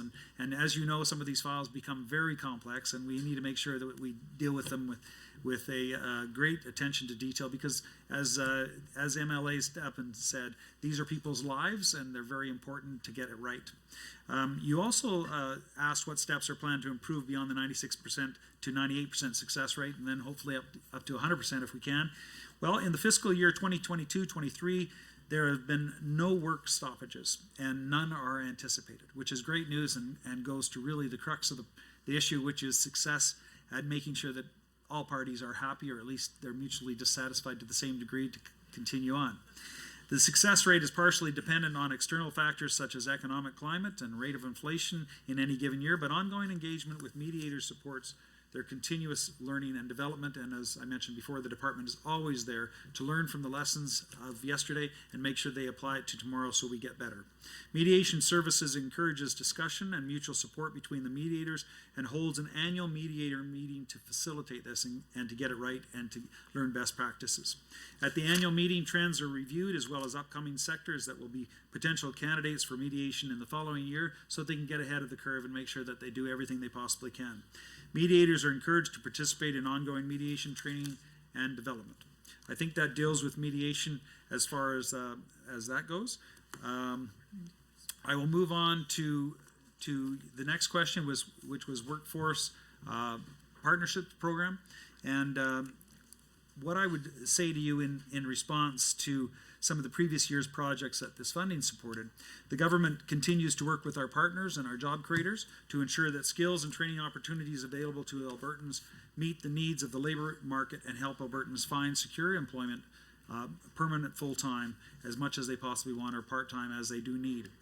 The Workforce Partnerships Program grants enhances the workplace human resource development and labor market adjustment. I apologize for the interruption, I but need more time, I Madam must Chair. advise the committee that the time allotted for consideration of the ministry's estimates has concluded. I'd like to remind committee members that we are scheduled to meet this afternoon, March 14th, 2023 at 3:30 p.m. to consider the estimates of Executive Council. Thank you to everyone, and this meeting is adjourned.